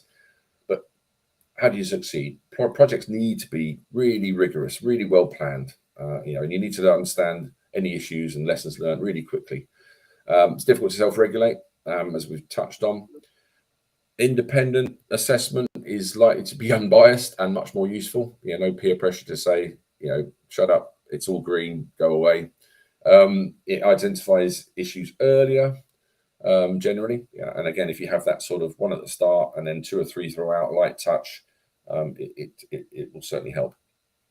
Conducted professionally. I'm not saying people aren't professional, but I think we come in, you know, we've got a methodology and it gets done in a professional manner, more likely to be fuller and deeper. And it has to be credible and auditable itself. If people say, well, what went wrong? or here's our status assurance reports. KPMG, we've been audited a couple of times on various things by KPMG and PwC. It has to be auditable itself, to use the true word of audit. And it will help you pass an audit if you have one of those post go live. As we said, I believe third stage believe it should be planned for.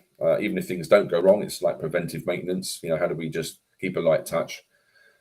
If you don't do one early enough, as that last bullet point says, without an independent insurance review, if you don't do something at the start and have a plan, there's much more chance that things will stack up and go completely wrong at the end, and then you'll have a remediation. You get to testing, you haven't done any assurance, or the quality guy hasn't done it, or you haven't got one, PMO's been snowed under, and all of a sudden you're red, and things get a bit ugly and nasty.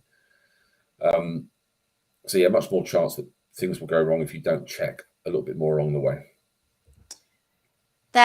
So assurance should be part of all projects. That's my kind of closing statement. Yes, assurance should be a part of all projects because it's your insurance, right?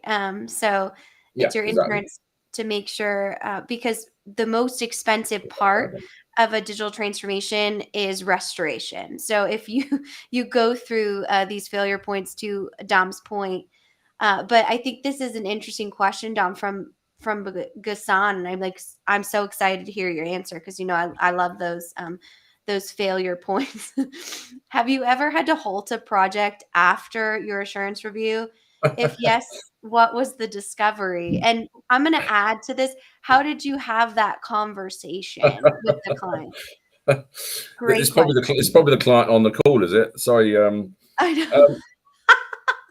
know. Yeah, well, I think I might have touched on it earlier. So basically, we had one client where we were doing some assurance, and we spotted that the partner was probably not suitable. Their methods weren't quite suited to what they were picking. This is before they picked them, I think, and they went with them anyway. So it was a tier 1 partner, and they weren't very big. Anyway, you'd expect them to sort of do well. At each kind of point insertion, there were a whole lot of recommendations quite quickly. So at the outset, there were a lot of recommendations. Into the project, when we got to the design review, already you could see that a lot of these things hadn't been done. So this is why I came back to the point. We had 20 recommendations, but we didn't, and it wasn't our responsibility to. We didn't manage or help manage them to implement those. We described them and said, regular little touch points. I'd always keep in touch. How are things going? And by the time we got to the design review, it was a little bit of a mess. A lot of the tier 1 people hadn't shown up. There was a big offshore model as well. We kind of sometimes think that the offshore model will not work depending on the culture. It was kind of Indian and European, and so those sort of things which we highlighted but didn't really change. People didn't turn up on site when they said they were going to. There was the pandemic, but this is post-pandemic really. So things like that. So by the time we got to design, it was going a little bit wrong. Anyway, we kind of did another review. This is what you do: better planning, design authority. You needed, and then again, a lot of these weren't enacted properly. So even though we did stay in touch a bit more to try and help, it really got to the stage where after the testing phase, the partner was shocking, really terrible. They didn't know the products. They didn't understand the industry. And the scope was increased incredibly. So it got to the stage where we said we were going to come and do our next review, and they sort of went, I think, we're in a bit of trouble here. So then we ended up doing a remediation study where we said, okay, what went wrong? How do we fix it? And again, the output was, I'm not sure if I can show it. I might have had something similar. It would be, you need a completely new org structure. You need to have all these things in place, which we kind of do in the dimension of assurance. All those things were not faulty, but they hadn't been done fully. So basically, no owner, the governance was wrong. They really hadn't used the design authority. Everything that we suggested, they kind of didn't follow, and it wasn't always their fault. But it's just one of those things. They didn't own it. The resources weren't fully up to speed or knew the product. The tier 1 partner wasn't really delivering a tier 1 project. They were just sort of doing what they could, but not very well. So yeah, it was a difficult conversation. And then after the remediation, we recommended do this. And in the end, I think they suspended the project for a while.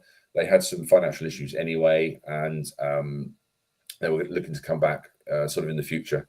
And the funny thing is, they are now doing a digital strategy. And that was one of the things that we said wasn't evident. They had a lot of programs that we were working on, really big change programs, really good at the start, but all aligned to saying, okay, we need to restructure better. And it was that whole restructure point with the technology underpinning.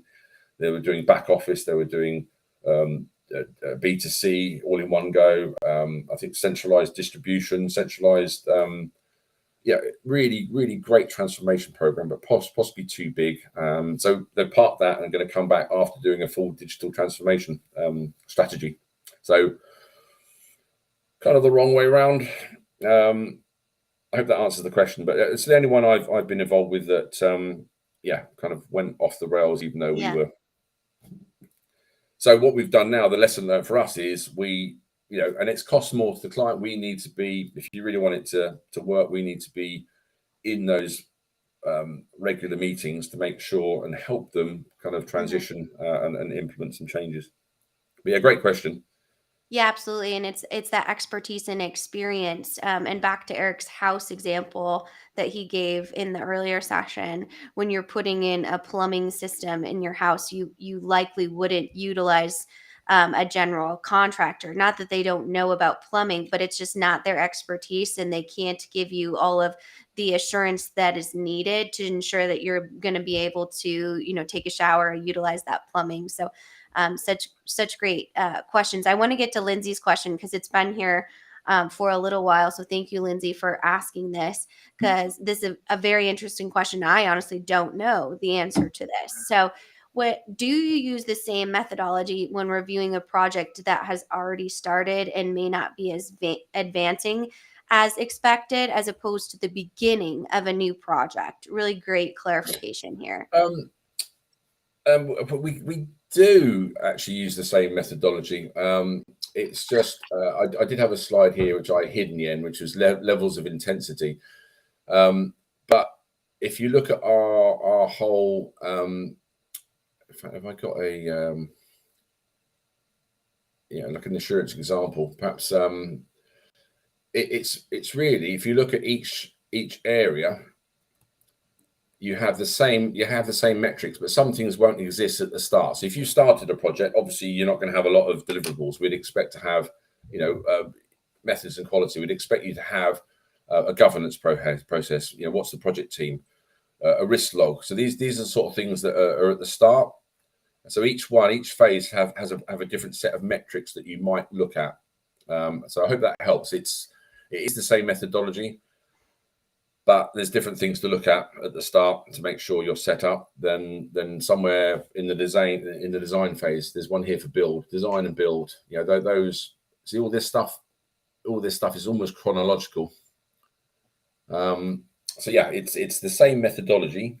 However, a smaller project, we wouldn't have 3 or 4 people diving into 100 deliverables. We really have got a massive set of artifacts that cover a whole digital transformation or ERP project. Not everyone uses them, so yeah, a good question. But I wouldn't be scared. We wouldn't come in and go, right, we need 5 weeks to do this. We can do a light touch assurance in 4 or 5 days, really, to give some initial feedback. Yeah, and I think the way that third stage works and how your independent assurance should work is it should match your business goals and your priorities. So we have, of course, a methodology, but it needs to align with your overall project goals, which leads me to this kind of next question from one of our LinkedIn viewers. Programs are often resourced or inappropriately resourced. Too much investment in wrong areas, too little in other areas. We've seen it before. Have you come across examples of appropriate resourcing, and what was the key factor, if so? No, I think the having answer is no. No, just joking. no, it's not often. I think seniority is good. Having the right, seniority at certain. We all know that we want junior people who are being trained, but that seniority and skill set, has to be your solution design person has to be the best of the best, as best as you can get. Someone that understands the solution end to end in that industry and that product set. So I think seniority and skills. Also, people tend to cut corners. I've been a project and program manager on many a project. In fact, one was, you're the program manager. Okay, great. Where's my team? How many project managers have I got?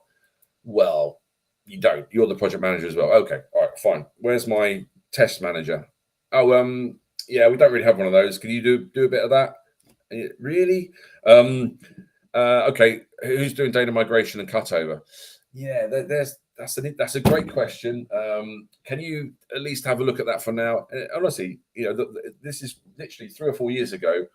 I had almost no staff, and so yes, I can do test management. I can do some cutting, but it's like going back to the house thing. It's like saying an electrician in. I'm building a house. We've got a builder. We've got an electrician. Oh, we don't have an electrician. Can you do it? Yeah, I probably could, but it's going to be on fire in 3 years. The wiring works, but actually, 6 months later, it's caught fire because I didn't do it right. I didn't test it properly. So, and to my point earlier, clients want more for less and quicker. Time, cost, scope, and quality suffers in the middle. If you imagine a triangle, I used to have that metric in the old days. You imagine a triangle, time, cost. If you don't have the right people and skills, it all just squashes. So, in my experience, people do not have, and this is where at the start it's quite good to do a review where you might say, "What's your project team like? Have you got certain key people at certain key times? Have you got a test management tool, a defect management tool? How are you managing your program? Any tools that help do that?" So for me, good seniority, the right skills in the key positions are essential. But yeah, you really want a test manager, things like that. I mean, that might be a bit of a luxury, but a test manager is a kind of different person to a project manager. A cutover manager as well is slightly different to a project manager. I know there are project managers that are technical and can do that, but quite often it's not the case. Another good question. Sorry, I probably waffled a bit, but hopefully that. No, I think that's so important, and we have some questions that kind of round out this question that I'll ask you as far as final thoughts. But can everyone utilize program assurance and quality assurance? And when should that come within your program strategy timeline? Yeah, well, hopefully we covered that in kind of probably slide 2. I'm not sharing anymore. So I would certainly recommend a governance schedule that would look like, pre-ERP, before the initiation stage. Even you would have an ERP readiness, assurance review or assessment, which would look at these things we've just been talking about. What's the team look like? Have you selected a partner? Quite often we get involved with the software selection and procurement, which is important. What's been procured. If we're not involved with it, what has been procured? What's the statement of work? All those sort of things. What is the supplier committing to? If you haven't got a strong statement of work, you're really not going to get very far. Once you get that set up and your initiation set up, you've got the right governance, you've got the right team, everything looks good. You know what you're doing. Your business plan, your benefits realization plan. You can then start the project. And so we're recommending that probably after the design phase, you have another review. Again, it can be fairly light touch, but we look at the design review, and we won't actually look to see if the design's fit for purpose. That's not our role, but we look to see if the requirements that were built or specified, is there a traceability that covers them through design? Traceability is a key thing, and again, it's a timeline. At the start, there's not much. You do this, and it builds up that traceability. Have we covered them all? Has it been designed? Yes, no, yes, no. Has it been tested? You can quite easily. A lot of people don't have that traceability. So again, at the end of the design, you'd have a review. Does the design, is it consistent? Is it a design authority, etc.? Are the plans, are the PMO schedules looking good? KPIs, we would check the KPIs at every level. And then again, after build before test, so we tried to say it's almost like a stage gate. You've got to have a stage gate. So we would facilitate in stage gates. That would be our recommendation. And then before deployment, business readiness. Are you ready to go? Has any business change been done? Do people know? It's not just training as well. Business change, training is just one small part of it. It's really the organizational changes, roles, responsibilities. Do people know? Are people being redeployed? Maybe you've got 10 entities that had finance staff in them that aren't needed anymore because you're centralizing services. Have those people been told and redeployed? Are there new jobs they can apply for? All those sort of things that really make a project succeed. And I've been involved with projects that it's a success in terms of we delivered it on time and on budget within tolerances, but it becomes a failure over the next 2 years because the change wasn't done. People, they weren't trained properly. You end up hiring more people because no one knows what they're doing. You've still got Dave or Jenny doing a million line extract into a spreadsheet because they're not using the analytics. Some people don't change their roles. You've got this big shiny new ERP and no one's using it. So those are the scary things, and it becomes a failure because it's going to cost you more over the time. You haven't reorganized, you haven't accrued any benefits. Why bother? What is the point? You might as well just put in, a smaller system or stick with what you've got. Don't try and recreate legacy. So I would recommend probably 3 or 4 over that sort of timeline schedule of a typical program.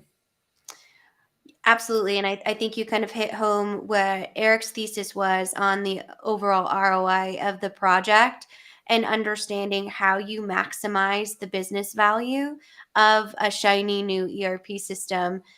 It's completely irrelevant if your users aren't using it to maximize business value.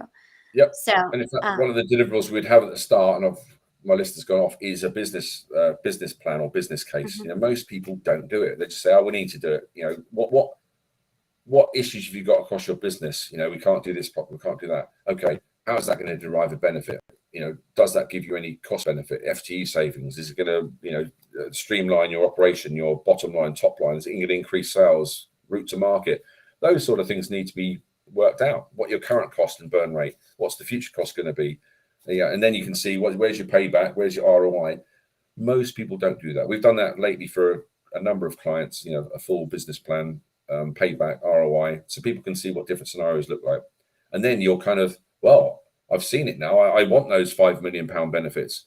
Who's going to me? And then it suddenly becomes a thing, a tangible thing that someone, a benefits realization manager would be better than a quality manager probably. that's a great point. If you use your assurance properly, which would be someone like us, you then a benefits realization person that really independent people can't do that so well. It's got to be someone in the business who understands what the business needs and wants to manage and realize your benefits. We can give you the check. If you don't bank it because you've not done the other stuff, you might as well tear the check up, and it's just a big cost. Absolutely. Well, thank you for all of this incredible insight. And if you have additional questions for Dom, you can reach out to me directly, or you can connect with him on LinkedIn. I dropped my email address in the chat on all profiles, and then also tagged him on LinkedIn, and you can connect with him and reach out. So thank you so much, Dom, for joining us today. It was such Thanks great for listening. content. Yeah, absolutely. So again, we are going to take passionate about it. Yeah. right. Absolutely. Well, we're going to take a quick 2-minute break. And afterwards, we're going to welcome Clifford Barton, our fearless leader in the EMEA area, to talk about the executive's role in digital transformation failure. So everyone loves a good digital transformation failure story. So stay tuned for that, and we will see you in just a few minutes, and we'll pull them up here onto the stage. Yep. Just a reminder, if you're just joining us, you can pop those questions in whatever chat format, social media profile, or platform that you're joining in, and we can see them here, and we'll aggregate those questions and answer them just like Dom did today. So we will see you in just a few minutes here. Yep. Thanks, everyone. Thanks for the questions. Put me on the spot there quite a bit. Have a great day. Thank you, Dom.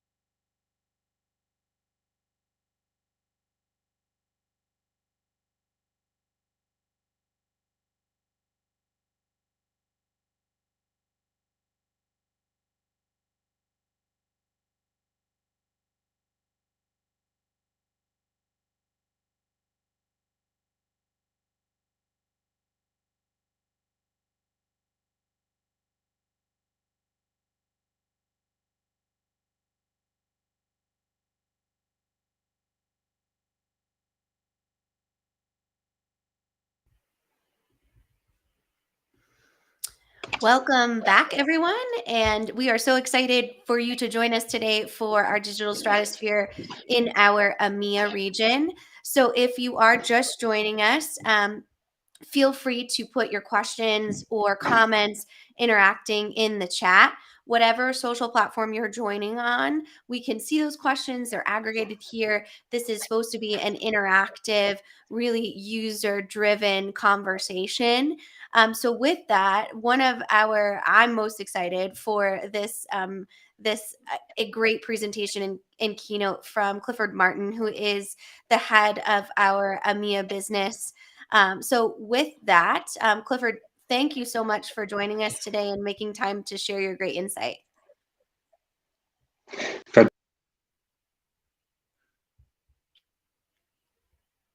Good morning, good afternoon, good evening to all the delegates who have dialed forward to a lot of interaction and questions. Please do feel free to interrupt me, and just Carla, feel free to pose those questions as they come in. I think the interaction will be great. Good. Excellent. Well, let's get into it. Let's get right into it then. I'll just share.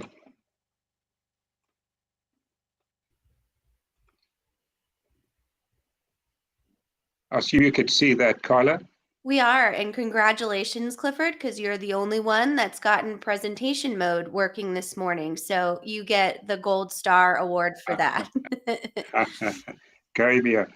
All right, great. So why the role of the executive in ERP failure? You know, Carla, one often, having been in this industry for many years, and dare I say decades, one often has the blame for ERP failures, and we can kind of unpack what failure means a little bit later.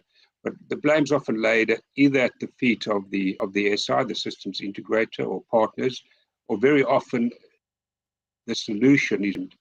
And I do think that it's time we shift that conversation a little bit. We have to look at the role of the client executive in that failure. And at the end of the day, as Eric has very elegantly articulated, the responsibility for success benefits does sit with the executive. So I just wanted to, I thought it would be useful to a bit of a deep dive on that. And I do hope there are some executives who are listening, and I'd welcome their questions.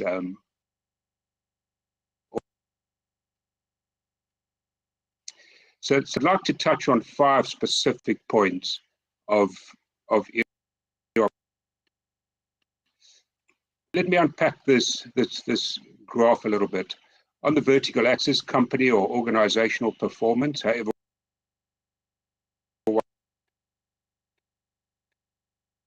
we can, and on the bottom axis, time. And if we look at two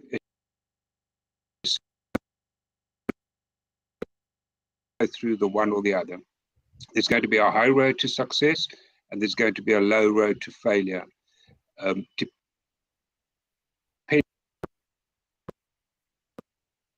Takes. I think that's the first important point to acknowledge. And there's no reason why we cannot have a very clear indication of these different phases. There's no reason why we can't real good if we are on.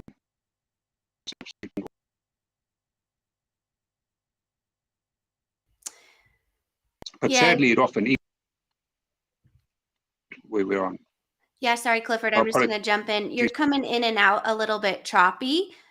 So I just want to let everyone know that I am monitoring your questions as well. So it's not the stream, just that connectivity. So continue to put your questions in the chat. Even if Clifford is a bit choppy on that side, we're just kind of working out the kinks. Thanks for letting me raise.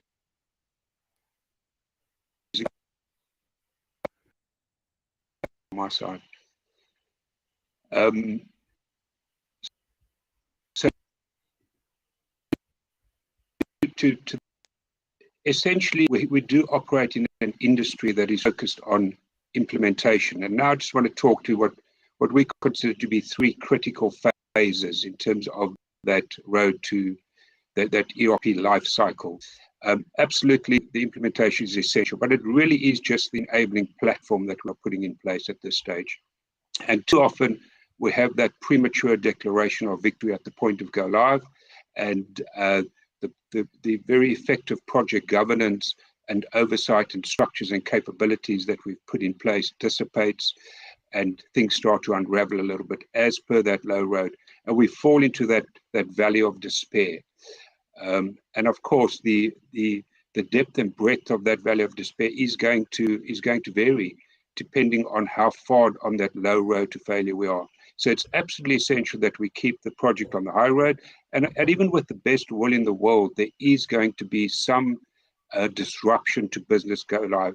Even if we do manage to stay on the high road to success, and we avoid these common pitfalls, those 5 pitfalls that are defined on the low road to failure, even if we do avoid them, there's going to be some disruption. We are going to some extent, we are going to the valley of despair, but hopefully it is short-lived and we are quickly able to come out of it. And I think from a governance and tracking perspective, we're able to quickly come out of it and track the extent and understand whether we are on an upward curve on the way to that 3rd phase of optimization. So I think that's the first thing that we need to recognize. Your digital transformation or ERP program is going to follow one of these 2 roads to some extent. And very important that we understand on which route, on which road we are at any point in time, and very important to understand when we are moving from stabilization to optimization, because one cannot jump from implementation to optimization without stabilizing the solution first. We cannot achieve benefit of an unstable platform. So it's fundamentally important that we're able to track this journey and understand which road we're on. So I did want to just explain that the ERP lifecycle before we can actually understand what the executive's role is in ensuring that we stay on the high road and avoid the low road, and that and most importantly that we avoid or we spend as little time as possible in that valley of despair. Carla, can I just check with you as to how the audio and the visuals is that? Yep, you're coming in loud and clear for us. And questions are coming in as well. So I'm going to let you get through just a few more kind of introduction content here, and then we're going to dive into some audience questions. Fantastic. Great. So first point, we have to take a view of a digital transformation or ERP project from business case to business benefit. Too often these projects default to a technology project, which is all about the implementation. And that's not particularly helpful. It's the platform that we're putting in place. So let's then start to unpack these 5 points of failure. And I do, at the risk of being slightly provocative, I do hold the executive to account for ensuring that we don't get caught up in these pitfalls. Let's start with the first one: misaligned expectations. Too often that's the case. Too often we start off on this journey and we do not have a common understanding and common alignment amongst all key stakeholders as we're trying to achieve.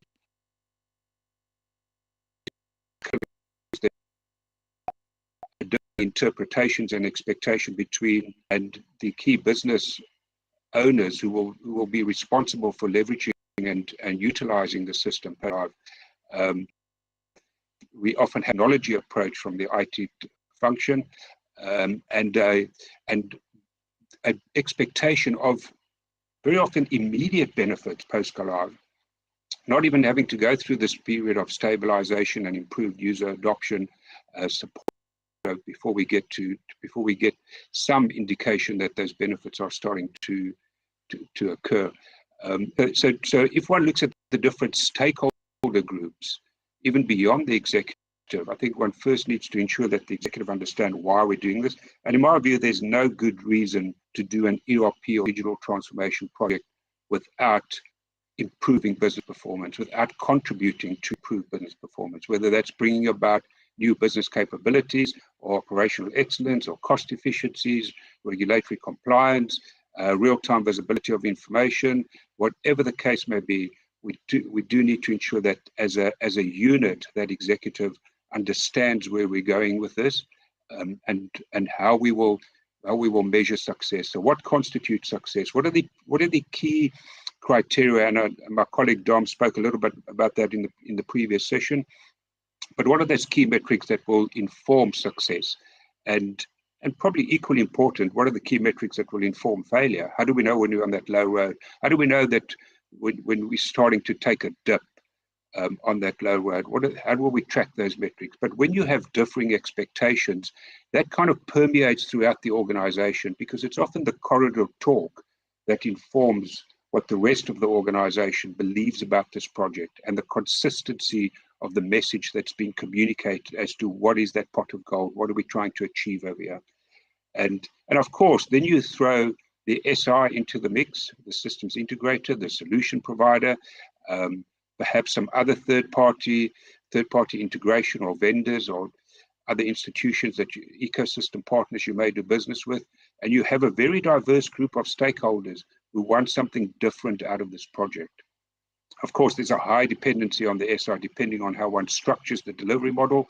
And if that contract is set up all around go live, all around implementation, with little or no accountability for driving out improved business performance, then you already have a very different expectation and agenda from a critical party in terms of the broader stakeholder group. So the executive really has to be the glue that holds those expectations together, that ensures that there's a well-defined and consistent message throughout as to what it is we're after. And of course, that doesn't just that's not just relevant at the start of the ERP life cycle.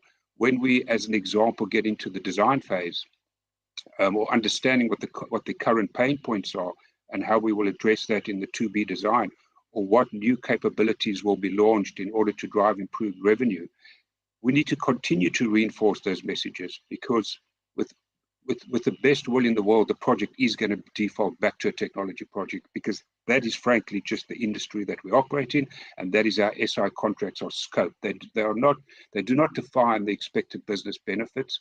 They define the technologies to be deployed, and everything and all reports and the narrative on the project is from a technology perspective rather than from an improved business benefit perspective. So let me just perhaps pause there after point one, Carla, and perhaps if there are, I can't see the questions at this point, but perhaps there are a few questions that we need to respond to. Yes. So just a reminder, you can pop your questions in any chat that you are actually joining in via the comments.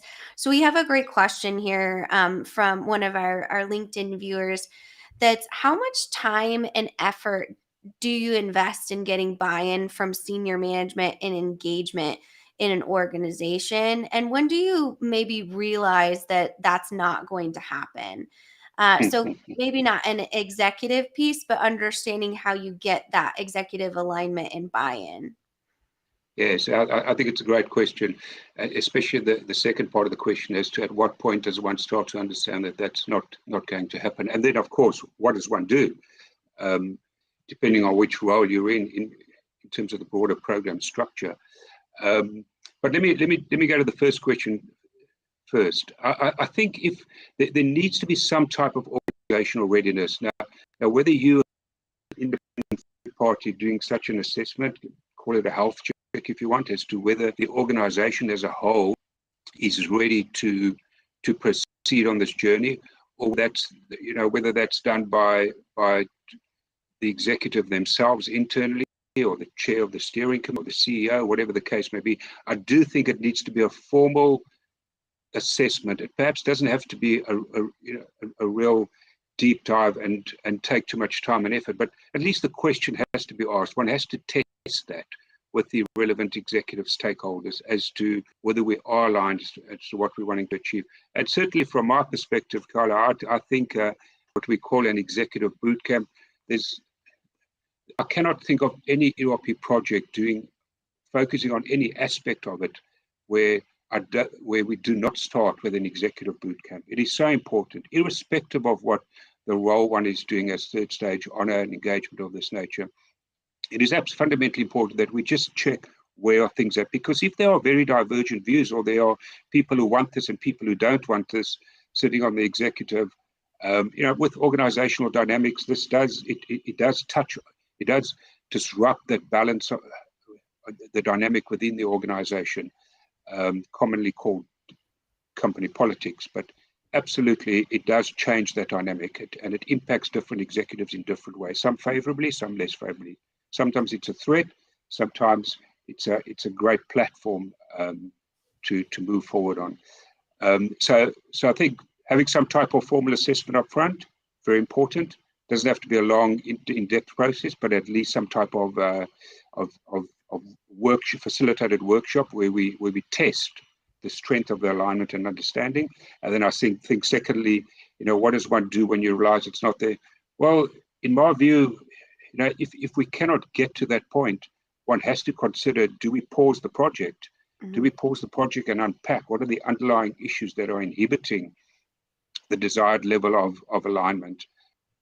Because the end result is that one is going to go live and you're going to have differing views, and there's nothing worse than being at it for 2 or 3 years, spending tens of, and then getting to a point at the end where the executive have differing views on whether success has been achieved or not, and are interpreting it differently. There's nothing worse than that. So I think one has to consider, do we pause the project at this time and get the relevant stakeholders in a room and try and thrash this out? Absolutely. That's so important. Just that overall awareness around the reality of that conversation, and building on that, Clifford, Mark on LinkedIn had a comment and a question. So he said, executives have so many demands on their time and attention, but so often ERP failures are due to lack of executive engagement. Is it feasible for them to delegate accountability if they don't realistically feel able or qualified to lead an ERP project?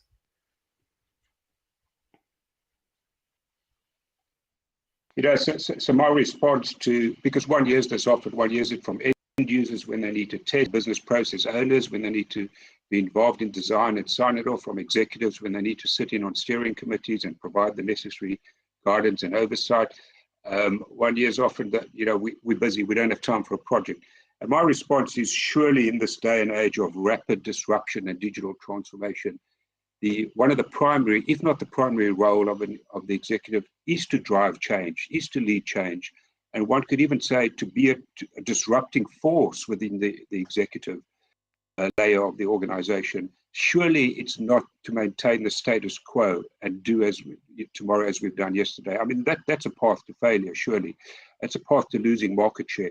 One has to be able to continuously innovate and drive change. And that's what digital transformation is. It's we get caught up on the word digital, but it's about transformation.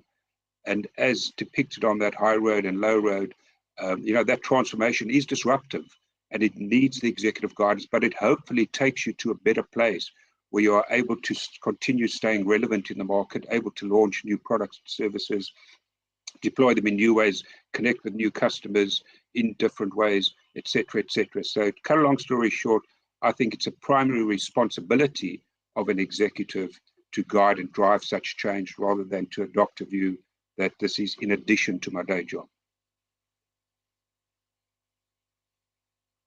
Great answers, definitely, Clifford. And keep those questions coming when it comes to this very complicated subject and complex around executive alignment or failure points in a digital transformation. So let's keep going as well. And we did have someone ask for a brief summary about what is executive alignment as well. So maybe we'll layer that in when it comes to your additional content. Sure, absolutely. Let's. I think we're about halfway through the session, so let's move on to the second key point of failure: outsourcing accountability. And when I talk about accountability, outsourcing accountability for the success of the project, and of course that can never be. One can never outsource accountability, and even if you could, it doesn't really make any sense, because at the end of the day, the client organization has to deal with the impact of failure. It doesn't matter. It's not particularly useful to have had a contract with the SI where you've held them 100% to account for the success of your program, however you define that. You are still going to sit with the negative or adverse impact of a failed program. And the fact that you may be able to invoke some penalties is not particularly useful. So I think too often we chase this in contract negotiation with SIs, with solution providers. Absolutely, one needs somewhat of a balance between, the different roles and responsibilities of the SI, of the solution provider, of all the different keys of the IT function, of the business end users, the executive, all the different stakeholder groups. But accountability can only be with the executive. And what one does see, and certainly what I see in practice, is that where we have a delivery model, by delivery model I mean the organizational structure, roles, responsibilities, how we set that up in terms of who does what amongst those 4 or 5 key stakeholder groups that I mentioned. When one sees significant involvement and ownership from the, not even from the client project team, not even from the client IT department, but from the business end users, we have a much higher degree of success. We have it then becomes a model where one is co-creating the solution. There's a common design. There's ample opportunity for the business to understand their current pain points and explore what are opportunities to remediate and address those. There's significant involvement from the end user community in terms of data cleansing and validation, in terms of testing, change management, training, and even to the extent of when one designs the post-go-live support organization, that we have the super user concept as the first level of support sitting within the business. And then that helps us ensure that we follow that high road, and that valley of despair is not too painful, and we don't linger too long in that particular area of the project life cycle. And the path to benefits is certainly a lot quicker. So how we set up the accountability and who we hold accountable is fundamentally important. And one sees, even with large multinational enterprises, there's this expectation that accountability for the success, everyone wants to define that, and it's certainly never defined within an SI contract. And if it is, it's defined as go live, or delivering the last module, ERP module or solution or application system. Certainly never defined as positively impacting on business performance or launching new business capabilities. So one needs to ensure that all key parties, and particularly executive, understand that they are accountable for the success, and that there's a common and well-defined understanding of what constitutes success and the type of metrics we will use that will be used to inform that success.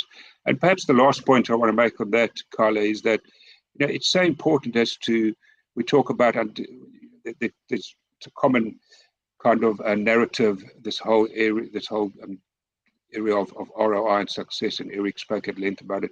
But it's also important as to when the timing of assessing success. It doesn't help that we assess it 3 days, 3 weeks, even 3 months after go live. We're still in that valley of despair. We're still in that stabilization period. So the timing of when we assess the success of the program is extremely important. We must allow for ourselves to go through that stabilization period, but at the same time be able to track and provide relevant feedback on how quickly we're actually coming out of that. So setting the program up front with accountability firmly on the side of the executive and on the side of the business executive is extremely important. I'm just going to perhaps also pause there and see if there are any questions at this stage. Yes, we have some comments and questions about your valley of despair. Clifford is always the best at describing things in a very simplistic way that's easy to digest and just really honestly fun to say. So when you talk about the valley of despair, Clifford, how do you know that you're in the valley of despair? Because a digital transformation can be really difficult. And I agree with this question. How do you know that you're there and it's not just kind of a tough situation? What are some key indicators? Yes. Yeah, it's a very relevant question, and I think to anyone who's been an ERP project manager, within a couple of days after deployment or go live, you're going to know, because you're not going to be able to walk out of your office down the passage with people telling you we're in the valley of despair. They may define and articulate it in more colorful language often, but but there's generally going to be a lot of noise in the system. There's going to be a lot of, I think that's the first thing that's apparent. There's a lot of emotion, there's a lot of anxiety. Users cannot log on. The authorizations and roles perhaps not properly tested, and that's often an area of contention or area that's problematic immediately post go live. Certain business processes are not going to be able to be executed on the system. The system may not even be available. So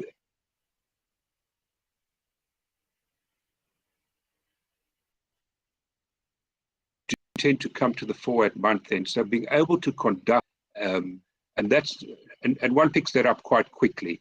And again, I want to emphasize that it is so important that one can provide relevant information back to the key stakeholders as to what is going on the ground. And we need to, and communication becomes so important, Carla, because, and I'll never forget, I had a change manager who once said to me, no message is still a message. And when you're not communicating in that post go live, and it's merely the corridor speak that is becoming the primary voice or primary assessment of the success or otherwise of the program, you're in trouble. So one has to be able to provide clear analytics and statistics on what are the numbers of calls coming in, analyze those calls or help desk tickets. Is it training issues? Is it configuration issues? Is it authorization issues? And how quickly are they being resolved so that you have some control over that noise and emotion that's taking place in the corridors? So perhaps a bit of a long-winded answer, but it's such an important area, because from there on one starts to get a grip on being able to assess and articulate the success or failure of the program. It's no use trying to start to do that. You're immediately on the back foot if you allow that situation to linger for too long and you're not able to get some control over the messaging and the analytics and statistics that are coming out when you're in that valley of despair.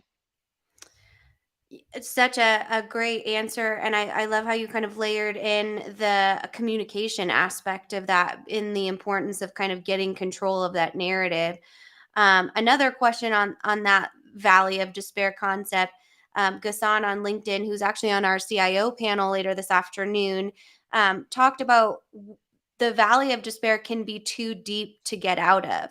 How do you address that if that is a failure point? Is that when you go to a triage or restoration project, or what does that look like? Yes, indeed. I mean, I think that a lot would have needed to have gone wrong in the preceding phases. I mean, specifically in the testing, in the configuration build, the data migration. So, and of course, what this really talks to, it comes back to the previous presentation, Carla, around being able to assess the readiness to go live. And let me then get into that and into that point 3, also in the interest of time, because I think it talks to that premature declaration of victory. That's what leads us into the situation where it's sometimes very difficult to come out of that. But and one needs to understand that whether you are indeed coming out of it or not, because that's where it becomes important to have the analytics to be able to track that the number of calls are starting to reduce, the configuration or data or any other issues are starting to be addressed. We've had refresher training. We're starting to stabilize the business involvement. The user adoption is improving. And one needs to get some key allies on your side at that point in time and start to champion it and remind everybody about what's the pot of gold that we're trying to chase over here in terms of the benefits. And the fact that this is kind of just one pitfall or speed bump in the road to those benefits, and keep the focus on that. So So I think being confident that you are able to deploy the solution is so important. And I must take a little bit of a shot at our colleagues in the systems integrator space on this one, because too often we have projects and statements of work and SI contracts that are designed around the achievement of specific milestone, time-driven milestones. So in other words, the project plan is that we're going live on the 1st of January, and come high water, we're going live on the 1st of January, because the final invoice payment, the billing schedule aligns to that, is linked to that particular date. And certainly, I'm a great advocate of ensuring that there are quality-driven metrics. There may be time-driven metrics, but they also need to be augmented with quality-driven metrics. So we will be able to go live if we have tested 95% of our critical business processes at least twice. If we have no or less than 0.5% high severity errors and defects in the solution, if we have at least 98% of all our master and transactional data fully converted. One has to set those types of criteria to have them in place, and have them in place because it's extremely difficult to bring that in halfway down on the journey. It's kind of like trying to fix the Boeing in flight, and you're not going to necessarily get a very good reception from your SI when you suddenly want to change the contract and bring about some additional parameters or constraints from their perspective, some additional to meet their target dates and collect those final invoices. So I do think that our ability to make an informed decision to whether we are ready to go live. And perhaps the last point I'll make on this, just a little bit of a practical story, what one often sees. And I sit in a number of digital transformation steering committees, and you're in trouble when you walk into the steering committee, the final steering committee, that is to make the decision on whether one's ready to go live or not. And one or two scenarios plays out. The SI walks in, and we have the whole executive sitting there. The SI walks in and says, we're ready to go live. And everybody looks at their shoes, and it gets a little bit awkward. And within 5 minutes, the decision, by default, because no one has questioned it, the decision's made and you go live, and that normally doesn't end well. The other end of the spectrum is where one has the final steering committee to make the decision to go live, and it's a whole day debate and discussion amongst the executive and the other key stakeholders as to our readiness to go live. And that's generally because we don't have a good understanding of what the indicators and metrics are, and there's not sufficient evidence presented to support a conclusion as to whether we've achieved those metrics or not. So neither of those scenarios are healthy, but one does encounter that quite often. And therefore, again, come back to the point that it's so important that we set those metrics up front, that we understand who needs to achieve them, and that it's an informed decision with adequate evidence as to the readiness to go live. Let me pause there as well and just see if there are any follow-up questions or comments, Carla. Yes, we've got some great questions here. So this is a little bit outside of this specific key point, but it's one of your expertise, Clifford. So I wanted to just jump in and ask you.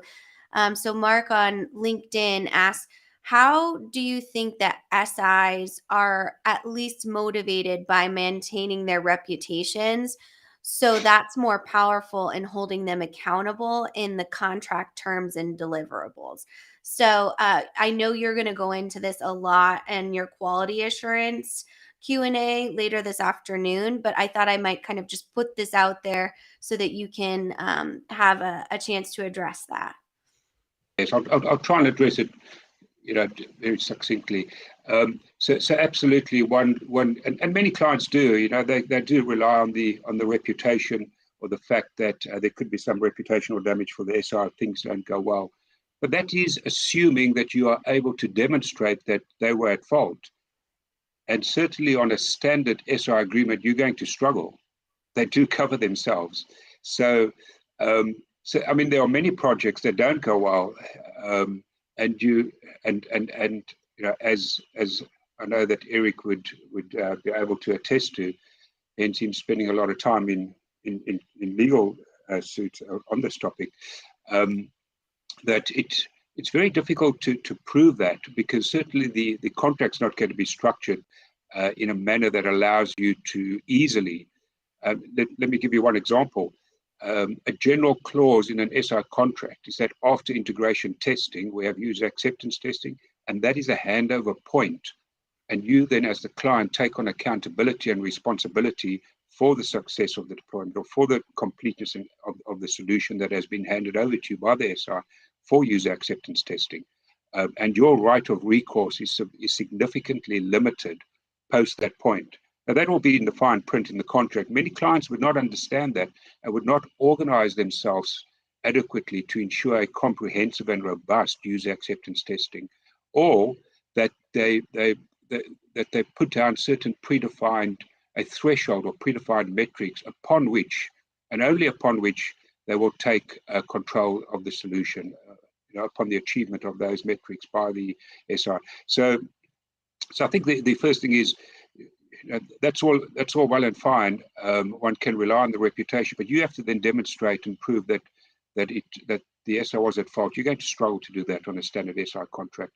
And I think, secondly, one also mustn't discount the importance of collecting the final invoice and ensuring that the engagement is profitable, because that's going to be the trade-off often. Do we go live and ensure that we don't incur any additional expenses from an SI perspective, and ensure that we collect the revenue that was forecasted for this engagement? And do we do that at the risk of the solution not quite being ready, but us not, as an SI, not being willing to incur any additional cost to delay the project? So it's often those type of trade-offs that you're asking senior partners and directors to make on the side of the SI. And sad to say, often it's the money that wins, that takes preference, I'm afraid. Well, I think that's a really important subject. And I know you're going to go into it a bit more this afternoon. And just a reminder that if you can't join this afternoon live, no worries. We will send out a recording of all of these different sessions. David has a really good question on LinkedIn, but I'm going to save it because it has to do with the user adoption process. So why don't you go into that point, Clifford, and then we'll go ahead and address that in just a second. Sure. I think I only have a few. I think I'm over already, am I not, Carla? That's okay. We have about a 15-minute buffer, so we definitely want to make sure we get to everyone's questions, and then we'll go into software selection in just a few minutes. Fantastic. Let me try and get through those last 2 points. So the fourth point is really around that very issue of low levels of business adoption, and perhaps just a little story that might demonstrate this in terms of my experience. Over the years, I've had a number of CIOs who often do head up these projects, or to whom these projects often do report, come to me and say, we've been live for 2, 3, 5, 6 months, whatever the case may be, and my CEO keeps asking me where the benefits are and whether this project's been successful, and what's actually been achieved out of the project, what benefits have been achieved. And my response is, why is he asking you? Yeah, you as the head of IT, why is he not asking the business executives, the head of finance, supply chain, procurement, marketing, etc.? Because that's where the accountability should sit. And too often, finger pointing, that when you have that misexpectations up front, one gets into this finger pointing, and we do need to be able to measure the level of user adoption. Now, in the worst cases, if I back on some of my experiences, in the worst cases, we spend all that time and effort implementing months off to go live. ERP, people have defaulted to Excel, or 15, 20, 30% of users have not even logged on yet. So one has to then ask the question that how are you doing your job if you manage to circumvent the ERP system, through which maybe 80, 90% of your business transactions. How do you actually perform your role then if you had on after X number of? So I think it's really important if I'm the program manager head of IT, one wants to ensure that ownership sits in the right area, find and understand, and that one is able to monitor the level to which the new solution is being utilized and leveraged in pursuit of those business benefits. And if you're not able to do that, I'm afraid, as the head of IT or manager, you're going to draw a lot of attention. It's sometimes convenient for business to keep this as an IT project. Be quite forceful in each. So let me move on to the next point, and we'll see if we still have time for one or two quick questions. So unhosted benefits. I think what in practice what happens of the projects is we kind of go through that valley of despair. We come out at the projects overrun. It's over cost, over time, over budget, and the organization is just happy to go live and just happy to at least see some signs of light as we exit this valley of despair. That we always run success throughout the course of this journey, and it defaults once again to a technology project. So being able to ensure that aspirations around those benefits, and indeed to build the capabilities within the organization to be able to define, monitor, track, and articulate and harvest those benefits is extremely important. It is a competency that we need to establish, that is often within and it is to ensure it is there, and that continue to hold the right people accountable. Because the bottom line is the IT department processes, they don't control the competency of the individual or business end users. Certainly they manage the underlying infrastructure and they provide technical support. But by far, the levers for success sit on the business side, and the ability of an IT department or project management team to positively influence those levers are limited in comparison to the business owners.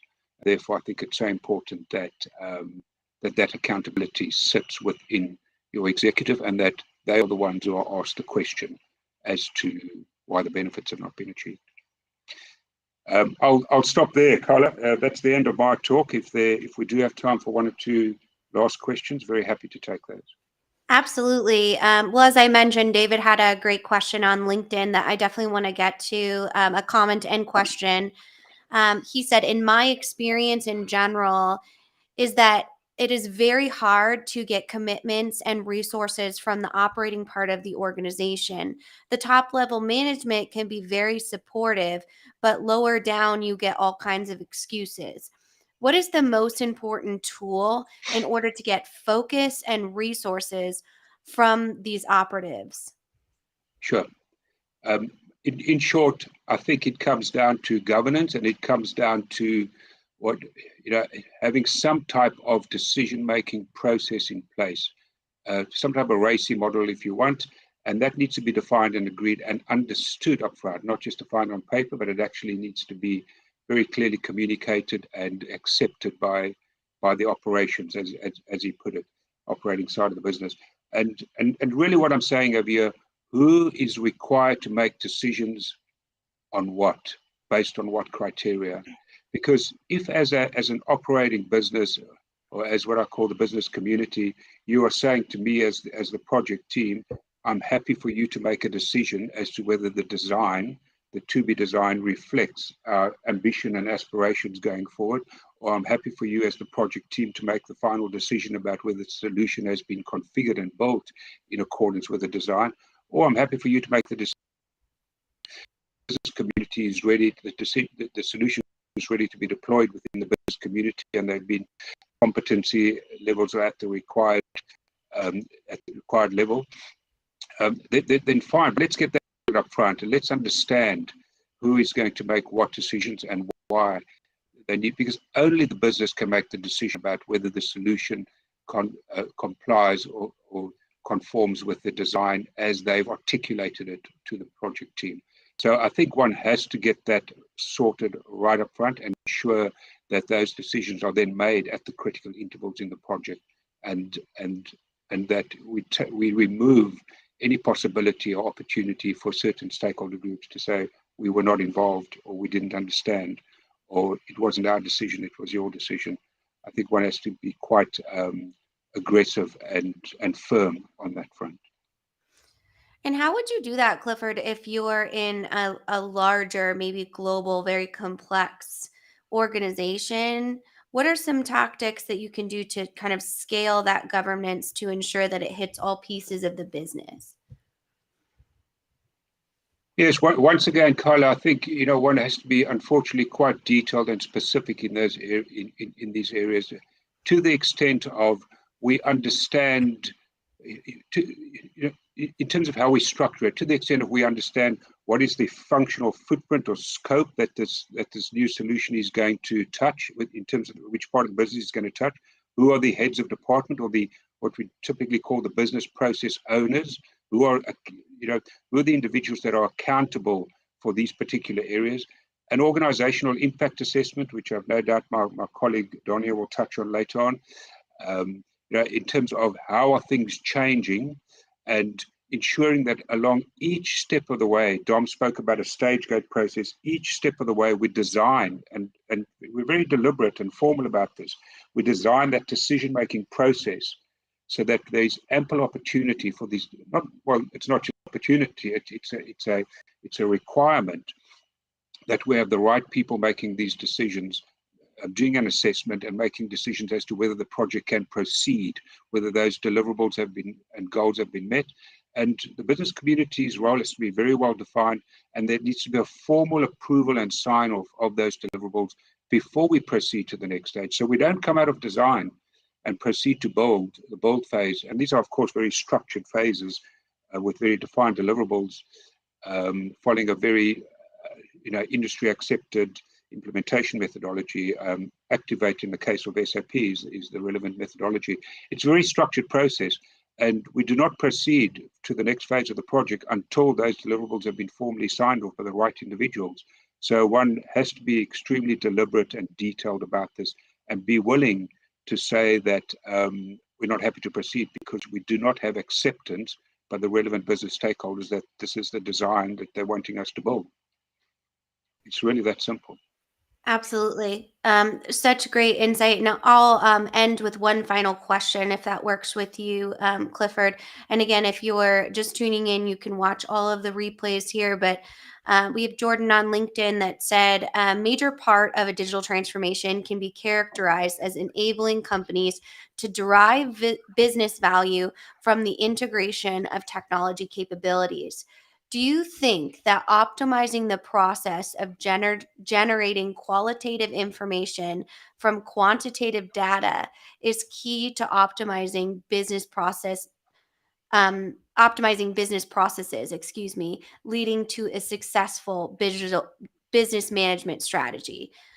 So overall, talking about the optimization of data and processes in a digital transformation. Fundamentally important, and Carla, because and it talks to why are we doing this. If we are merely doing this as undertaking a digital transformation as a technology refresh, and in that case I wouldn't call it a digital transformation because you're not transforming anything. But if that is the case, then perhaps then we need to acknowledge and recognize that up front, that we're not going to be doing very much business process reengineering. So it aligns. So our approach to business processes needs to be informed by the reasons for undertaking the project. And on the other hand, and I would suggest that that's never a good reason.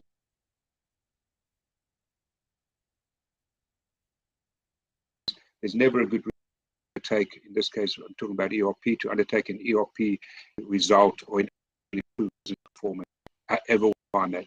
So there are missed opportunities if a technology refresh. There should always be some type of business process reengineering.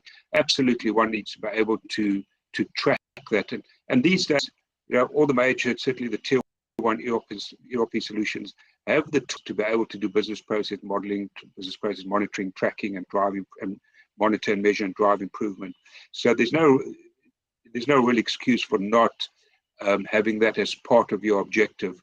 And things like an organizational impact assessment will help you understand where the changes are in terms of new roles, new improved processes, the extent to which current pain points are addressed, etc., etc. So I think it's, number one, it's extremely important that we are able to demonstrate that improvement, define it and track it, and certainly all the tools are there to be able to do that.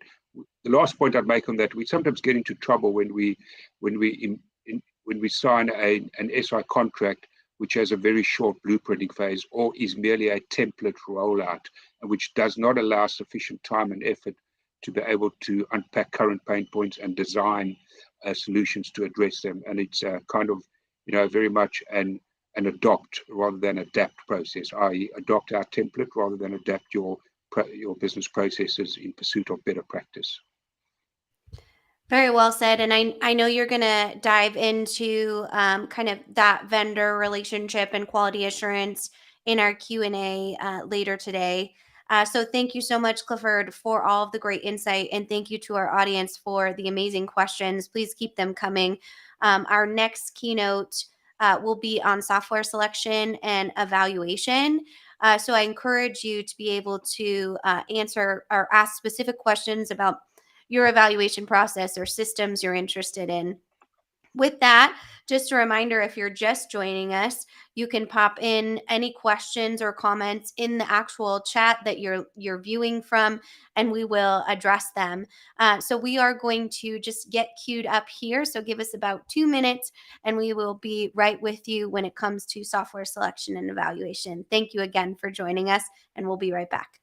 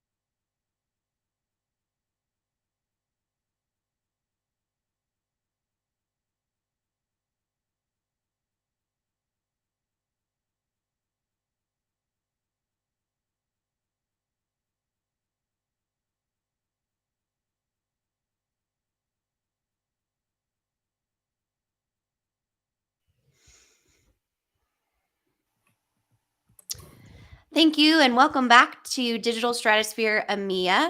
I'm very excited to welcome Adam Cheatham to the stage to talk about software selection and evaluation. Definitely something that's a hot topic when it comes to not only the business we do, but also just a trend in the industry to understand what software or technology is the best match for your business. So with that, I'll let Adam kind of take it from here and introduce yourself. Just a quick reminder before we jump in, I can see all of your questions in chats in no matter what platform you're joining on. So I will jump in and ask Adam your questions and give you some insights. So please feel free to put your questions and engage with the audience wherever you're joining. And we will get into it. Hello, good afternoon, everybody. Give me just a second. I'll get my screen up and running here, and we'll start talking. Can you see this? Yes, we can see it. All right. We'll put it in presentation. So my name is Adam Cheatham. I'm Director of Strategy and Transformation at Third Stage Consulting Group. We're here to talk today about software selection and evaluation, right? So overall goal of this session is to talk a little bit about some of the things that can help you select software successfully and ways of thinking and approaching your software selection and evaluation. This type of methodology, of course, ERP also applies to all kinds of other different types of enterprise software systems. Things CRM, HCM, MES, all those different types of software packages. If you're looking to evaluate and select one, you can use this type of that. When we think about overall software in general, the way that I really like to approach this is first in thinking about from a digital strategy alignment perspective. It's really important that when we think about this, we're thinking holistically, and having a digital strategy to point you in the direction that you want to go is a really key component of the software selection cycle, if you will. One of the things that people tend to skip to is, of course, because we're talking about selecting software, is that these two bars in the center here, enterprise applications and solution architecture. Let's just find a software and plug it in. That's all we have to do, right?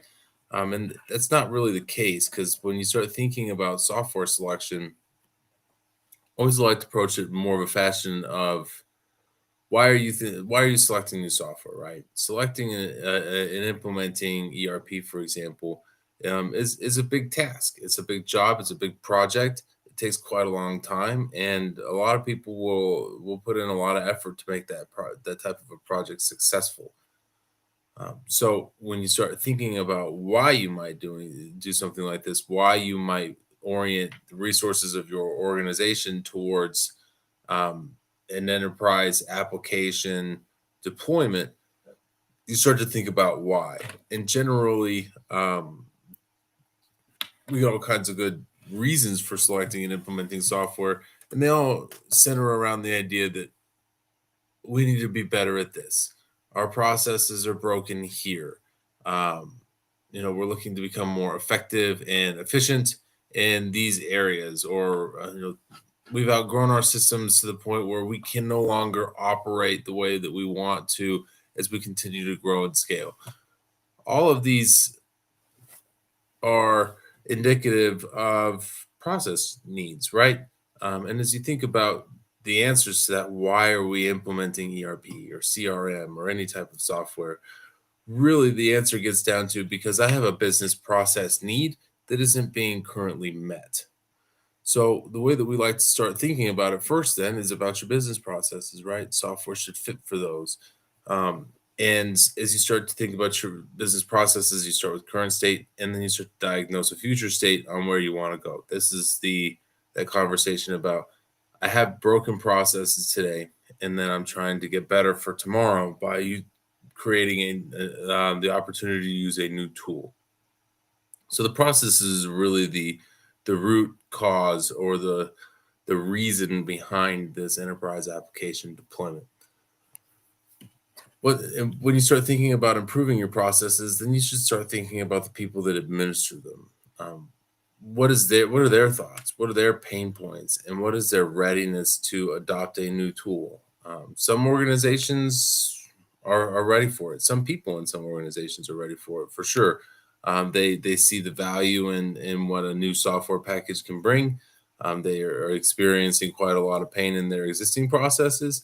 So you have a contingency that is certainly into this idea of implementing a new software package. There are often also others who question the idea, like, why would we do something that's difficult? The software we have today works just fine. And, what would be the purpose in going through the effort of changing? When you start to consider the needs of your people in this conversation, you start to really go down the path of good, strong organizational change management. And when we think about organizational change management, we're really thinking about people enablement, right? How do we enable our people to adopt a new software package and accept that new software package as a part of their life? Because really, when you change software, you're really changing processes, and that's going to have a dramatic impact on your people. At third stage, we talk about old processes and new software just are expensive old processes, and getting the new processes designed and getting your people to administer them in a new system are two key components in making sure that once you're live on software, your adoption rates are high, and you're fully enabling your teams to actually use that software to achieve those process goals that you have. Now, when you think about enterprise applications, you're starting to think about it as a tool, as a digital enabler of your people to administer the processes that they do day in and day out at a higher rate of effectiveness and efficiency. This is really the appropriate relationship between the business and technology, process, people, and technology. You start with process, you figure out what those are going to be, then you get your people oriented around what those processes are going to be and what their new tools are going to look like in the future, and then you find the right applications for accomplishing those goals. I spent a lot of time with a recent client talking about having the right tool for the right job, right?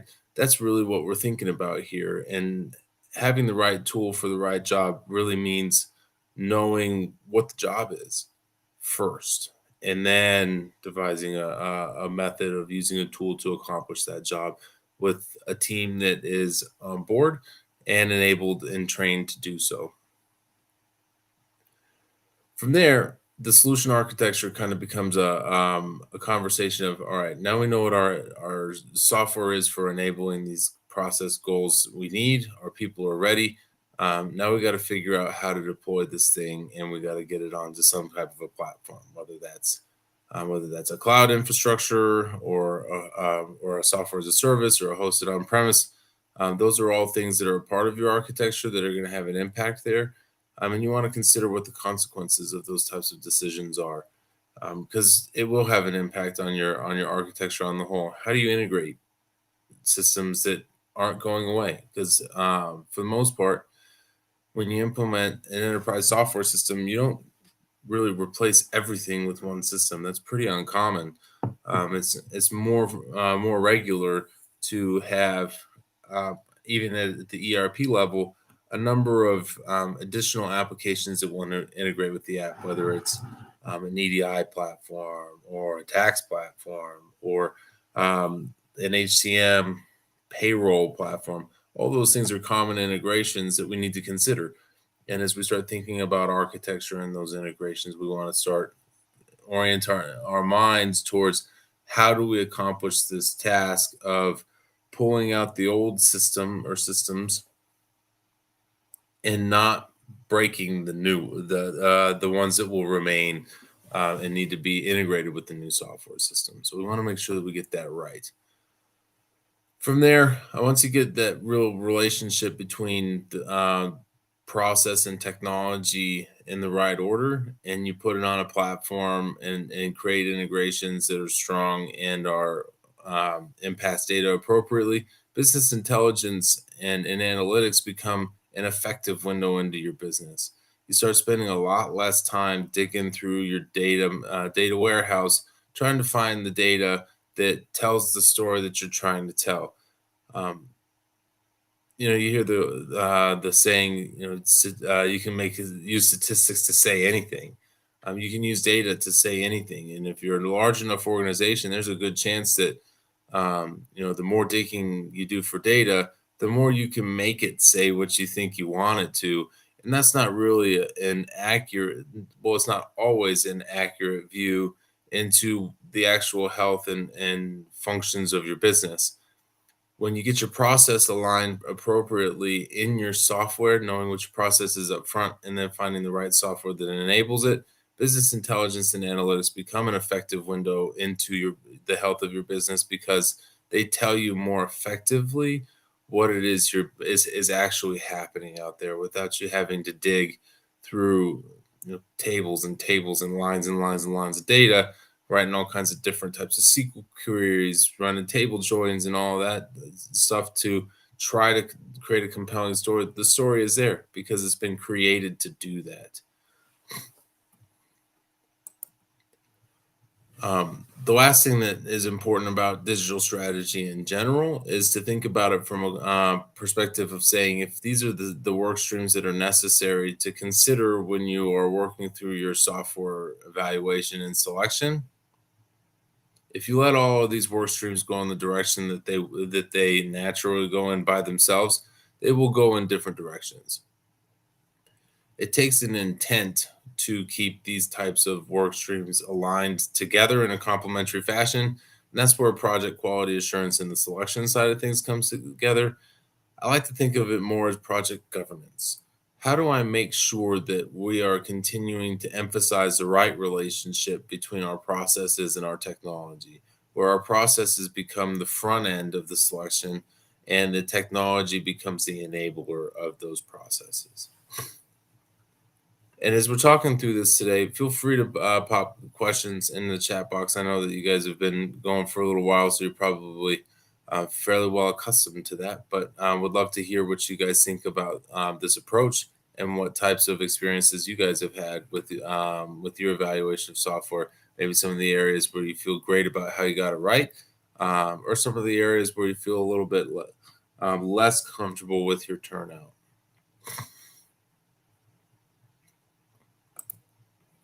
Another key part of how I like to think about software selection is as a part of implementation readiness, right? Software selection projects are the type that are designed to create more work, right? I'm going to select a software system so then I can go and implement it, which is a much larger job for the organization. So as we think about implementing software in this real strong this very large project, really, that will have a strong impact on the organization on the whole, we start to think about implementation readiness. And at third stage, our overall selection methodology is a step-by-step program that is focused on, of course, selecting software effectively. But I like to think of it as also a part of implementation readiness.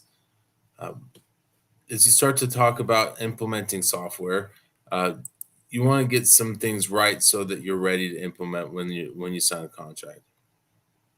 It doesn't take long from the point that you sign a contract with the vendor and the system integrator for them to be ready to show up and get to work. When they show up and get to work, as I'm sure many of you are aware, they're ready to go and they start going. And if you're not ready for them, you spend a lot of time playing catch up and playing from behind. Our implementation readiness framework allows us to help our clients and organizations like your guys's to be ready for their implementation when they sign that contract. So this is kind of a view of some of that readiness methodology and some of the very key and important steps to becoming ready for an implementation itself. I've highlighted in green the functions of implementation readiness that are commonly addressed in software selection.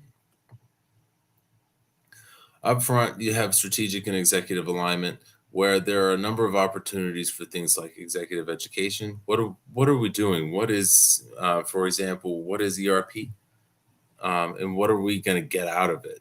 Having executives understand what the goal purpose of this is a key important part of gaining their alignment and putting them in a position to be strong advocates for the implementation as well as strong contributors.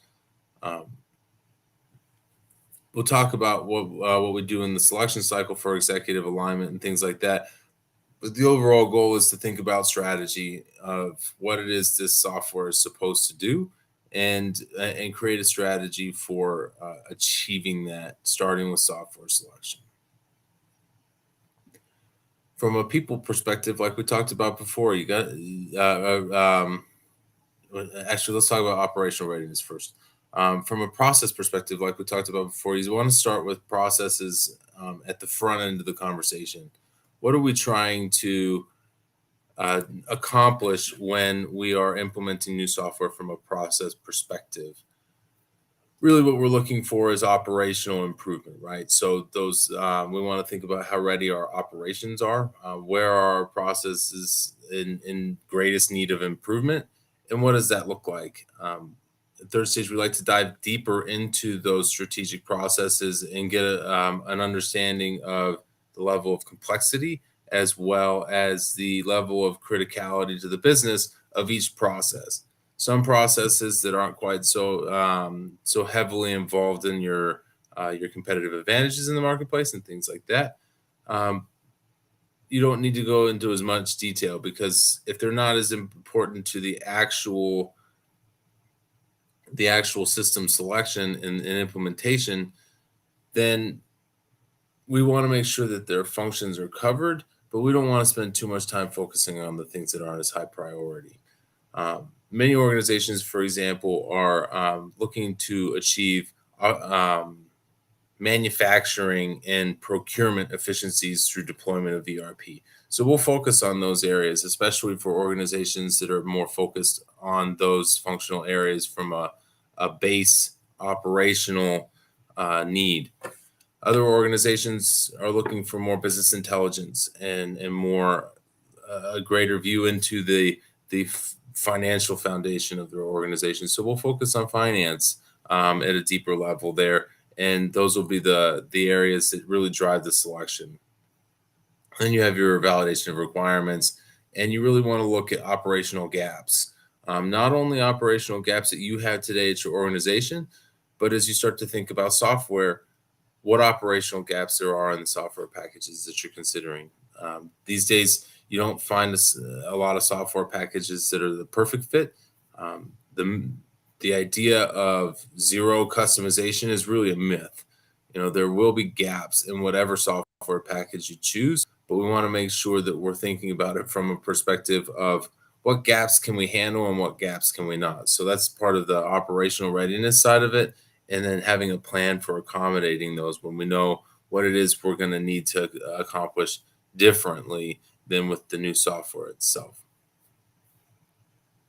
The people readiness side of it, from a people readiness assessment, we like to survey the organization and get a strong understanding from the people involved in the processes, especially the ones that are going to change the most significantly, so that we know about their readiness. That question of why are we doing this, and what is the purpose of this large project that will be rather difficult for many people. Asking those questions and understanding the answers to them are key components of making sure that we're ready for software selection itself and the implementation of it. As we move into technical readiness, you start thinking about where we are with things like data and things like architecture. And I'll talk about what our solution architecture assessment looks like in a moment. But the idea here is I always like to tell my clients, you don't want data to become your critical path in your implementation. That's a recipe for a disaster. Because what ends up happening if you do allow for that to happen is all the software gets built, that's all ready to go, and the system integrator says, we're ready to go live. And you say, well, no, we're not, because I've got 3 months more worth of data work before we can go live. So I got to continue to keep my data, get my data cleaned up, and then your system integrator waits and your software system waits. If you wait long enough, security patches deploy to your new software, updates deploy to your new software, and these are all things that need to be reconfigured in the software system. So your implementation kind of continues on, and the work continues on, and the endpoints continue to change and move. So you still have to maintain an ERP effectively in a test environment and keep it up to date in a test environment while you're trying to get your data in line. And that's not really what we want to have happen. So when we start thinking about data up front, we start asking those questions. What does our data look like? How clean is it? How ready is it to migrate into a new system? And how much data do we want in that new system? Yeah, and Adam, speaking of kind of that vendor alignment or that integration when it comes to those relationships, I know you touched on that a little, but we have a question on LinkedIn, which I think is a really good one. So It's more of a comment, but I'm going to kind of turn it into a question. When it comes to the RFI or RFP procurement process in the context of the selection approach, do you need to do specific homework without suffering from analysis paralysis? That's a great question, and I'll get into more detail about some more specific answers to that. But the answer really is there's a balance, right? You'll write requirements for your software selection, and those will go into your RFP. We're not talking field by field level requirements. We're talking requirements at the functional level. And you want to make sure that you're covering your critical functions, but at the same time, you don't want to spend too much time thinking about all the teeny tiny little things that you do once a year, right? So if you're focused on the things that you're doing once a year that take 5 minutes, that's where you start to get into the analysis paralysis type of area.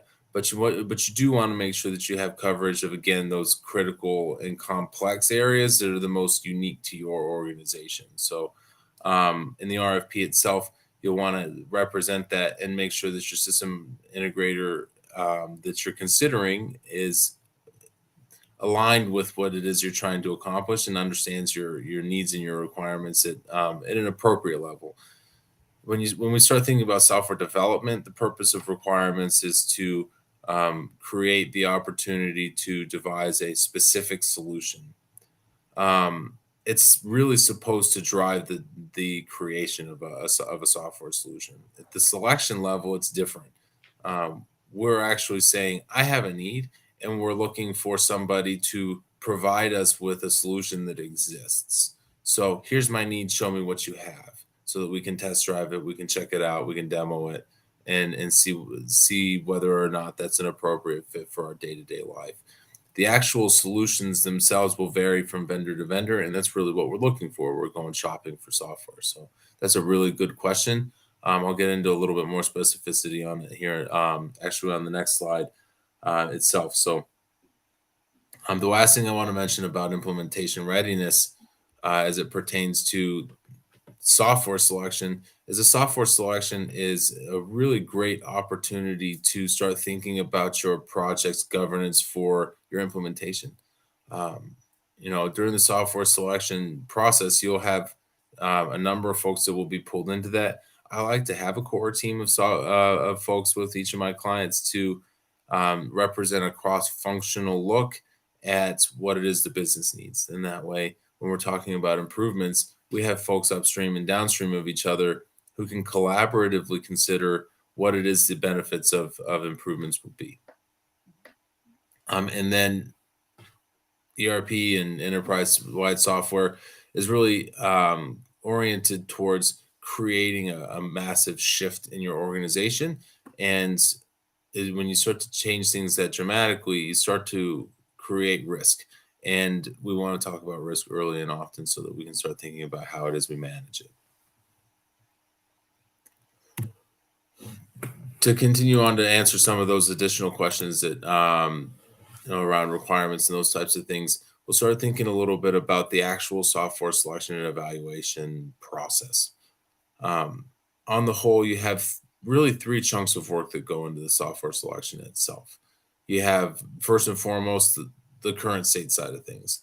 And as you're kicking off your project and get all of your project management chops in place, your current state is to talk about what it is we're doing today and how it is we're doing that so that we can target the areas for improvement that we want to. A key component of that, of course, is the executive strategy side of things. When we're considering software as an enabler of the business, we want to make sure that we understand not only what the business does well from a competitive advantages in the marketplace perspective, but also the organizational and operational goals of the business at the executive level. If we're going to think about software as enabling where it is you want to go in the future, we want to start thinking about what that future looks like. What are those goals that we're trying to achieve that we can't today because we don't have the right software package, or that we need to be able to continue to achieve, so that when we remove the old software package and put in a new one, we're not losing functionality and we're not losing our ability to operate as a business as who we are. That second row of boxes there is all about devising a future state. What am I going to look like in software in the future? And this is where you start thinking about those future state requirements that support that RFI, RFP process. We want to think, to a certain extent, we want to think blue sky with this, right? What could be? What are all the great things that we can get out of software, especially when we're thinking about ERP? There are some goals that you'll have, yes, but we're not thinking about just solving our problems for tomorrow. We're thinking about solving problems and anticipating problems and farther ahead into the future. So when we think future state, we want to start talking about how we want to look. What are our potential improvements, and what are the areas that we want to be able to do better? And just as much, what are the things that we'll still have to be able to do in the future that we do today? Part of your future state is inevitably bound up in your current state in one way or another. Most organizations, and at least none that I know of, have really used ERP implementations or any type of enterprise software as an opportunity to overhaul their value proposition to the customer. If you manufacture widgets today, you're going to continue to do that tomorrow. If you're a professional services company today, you're going to continue to be that tomorrow. So we want to think about making sure that we take our current state, we don't lose functionality, but we do gain some of those great opportunities for improvement in software itself. Solution architecture becomes that component of what goes away and what stays, and how do we make sure that our data is ready, right? I like to do a systems inventory of what systems are out there and what do they do. So when we start thinking about functions that are going to be pulled into the new system, we know where those functions are accomplished in the actual existing systems today, and what systems can go away and what systems can't, so that we can plan for the integrations that we're going to have to build in the future. A lot of times those integrations can come with additional conversations around integration platforms as a service, for example. NetSuite often integrates with Shopify through Celigo. So when we talk to a lot of clients who are heavy into Shopify and are going to end up selecting NetSuite, Celigo becomes a part of the conversation, or other connectors that are like Celigos that are integration platforms as a service. If you leave that thought out, you'll find out that you need that integration platform at one point or another. And you want to have it scoped into your selection so that you know that that's going to be a component of your cost and implementation. So when we're thinking about those software evaluations and that short list that we're going to come to for a couple of vendors to send our RFPs out and run demos with, we are thinking about the package holistically and what it is we're going to need to keep and what it is going to need to go away. That last row of boxes is all about the software itself. Now that we've talked about who we are today and who we want to be in the future and what that might look like, let's go. It's time to go shopping. Notice that the business process side of this is right up front, like we talked about in the slide before this. And now we're starting to talk about how we find the software that fits that best.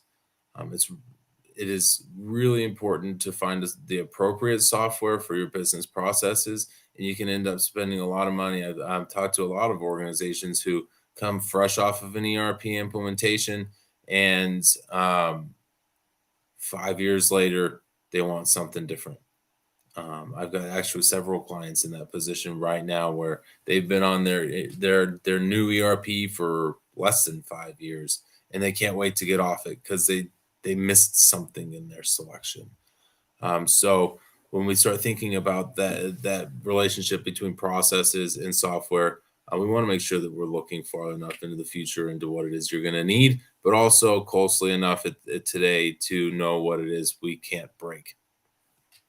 But we'll go through an RFP and a demonstration process to, with the RFP, ask questions like, of course, this is a request for proposal, right? How much does it cost? What are our licensing fees? What are our system integration services costs? Those types of things. And what other costs come along with this? Program management, travel, customizations, integration platforms, all of those things we want to understand in an RFP. And one of the common questions that I get from some of our clients is, right, but so it's just an RFP for an ERP, right? What if the ERP itself doesn't meet some of our core requirements? Like, well, I expect the system integrators to come to the table with a full solution. If their ERP system or whatever enterprise system we're considering doesn't meet all of our requirements, I do expect them to have an answer for how it is they will solve for that. So it's not uncommon, for example, for an ERP system to say, we can meet most of your requirements. There are a couple of key areas where you're going to need a third party. We work really well with these guys. And so we'd like to bring them to the table and use them to solve for your requirements. Field service organizations, for example, this is very, very common. Not very many ERP systems out there handle field services very well. They just do operations. So there's a bolt-on for things like dispatch, and the management of truck rolls and things like that.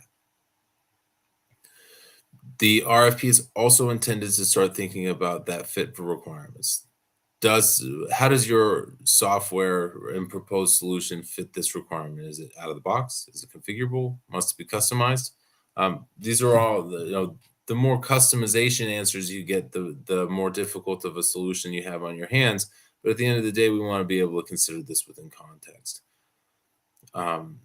Overall, what we're looking for is an answer to the question, can you do it? Yes or no. That's the purpose of the requirements within the RFP.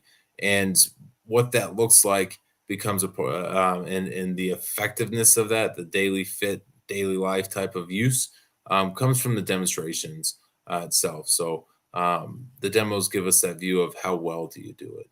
And this is where, when you get that level of requirements right, when you get that level of requirements right in the software evaluation process up front, future state requirement documentation, you give the vendors an opportunity to say, I see your needs, and this is how our software system does that.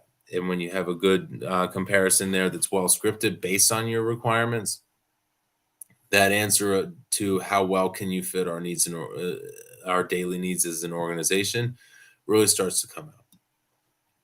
So this creates a lot of different variables for how it is we compare software systems, and the selection kind of comes out of that itself, and comparing how well do you do it? Can you do it? Yes or no? How much does it cost? How long is it going to take? And all of those things.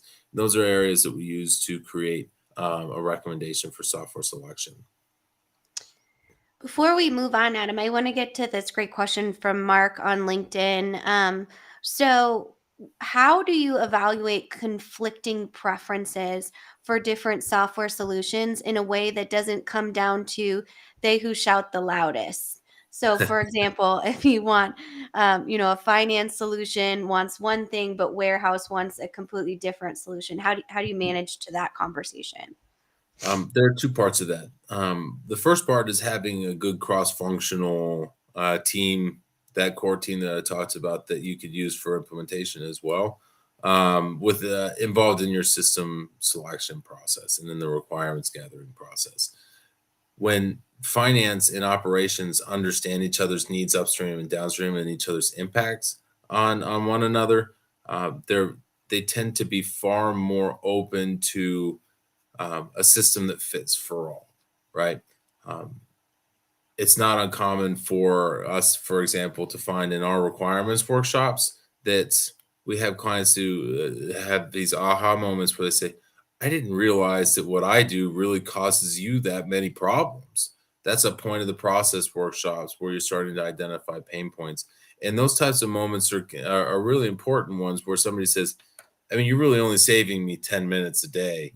And they go, right, but that takes me 3 hours to do that. So, well, then forget it. Don't worry about that. We'll find another way of doing it in the new system. You have a collaborative conversation.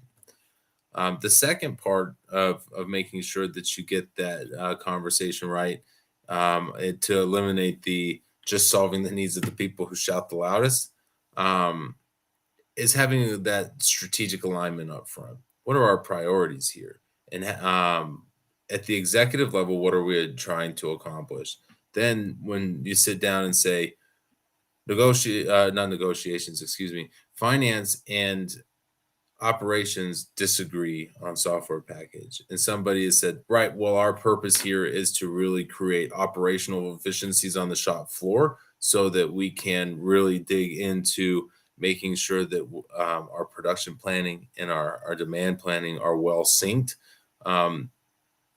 That's not really a finance conversation. And if finance's solution is going to provide less of that dynamic nature between the master production schedule and the materials requirements planning, it enables you to use your strategy and your executive goals as that lens for how do we compare these packages and how do we select the one that best fits our needs.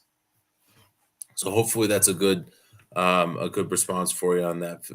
I'd love to know what you think about this when you start thinking about executives that have bias too. I'm curious how many of you guys have seen that, because sometimes we have executives that say, well, this is the software solution that I want, and that's what I'm going to stick with. And sometimes they're in the driver's seat and they're the sponsor. Other times they're an outside influencer on the steering committee. And those type of biases are things that we commonly confront and commonly help our clients to see their way through. So it's a really good question. As we continue on, I have the remainder of these slides are detail around the rest of the selection process in each of these boxes themselves. So the current state assessment, when we talk about that question of how do you get the right level of requirements, you start with that in the current state assessment itself and start thinking about what are your functional area breakdowns, what does your software system today look like, what do your processes today look like, and what are our potential for improvements? This is where you start answering that question of why are we doing this? And that's for that second box there. We're doing this to improve our processes and to get more effective and more efficient. And we understand that the purpose of software here isn't to change software, it's to change processes. And that's something that will be an ongoing change, because the idea is to not only just enable one change for today and one massive shift, it's also to enable continuous improvement for the ability to grow within our processes and continue to achieve additional efficiencies. Again, as part of this current state assessment, we start thinking about data systems and infrastructure to talk through how it is we're going to pull apart our software system and plug more things back in. It's not uncommon to have gaps in your software itself from a functional area perspective. That's why we have process problems, right? Because our software isn't fitting our needs today. But it's also not uncommon to have redundancies. Just this week, actually, I was talking to an organization that say, well, some people use this system for that, and other people use that system for this process. And it all ends up at the same place. So that's all fine, right? So, well, just because it ends up at the same place doesn't mean that the journey to get there can't be the same or shouldn't be. Because at the end of the day, well, if one person's using a different system to get there than another, you're really starting to create divergencies in your processes that cause inconsistencies in data. And frankly, using two systems for anything is that can be solved by one system is inefficient in and of itself. As we continue through the software selection process, you want to use those requirements to refine a long list first, and then dig down into a short list and narrow that down. Like I said, the long list starts to create an evaluation of software packages that could fit your requirements needs from a very, very high level. We think about software packages that are strong within a particular industry. Software packages that have the in system integrators and the like that have the geographic coverage for being able to solve for deploying software, right? If you're just if you operate one location that runs warehousing, manufacturing, finance, headquarters all in one spot, that's a simpler look than if you have multiple different headquarters in different countries.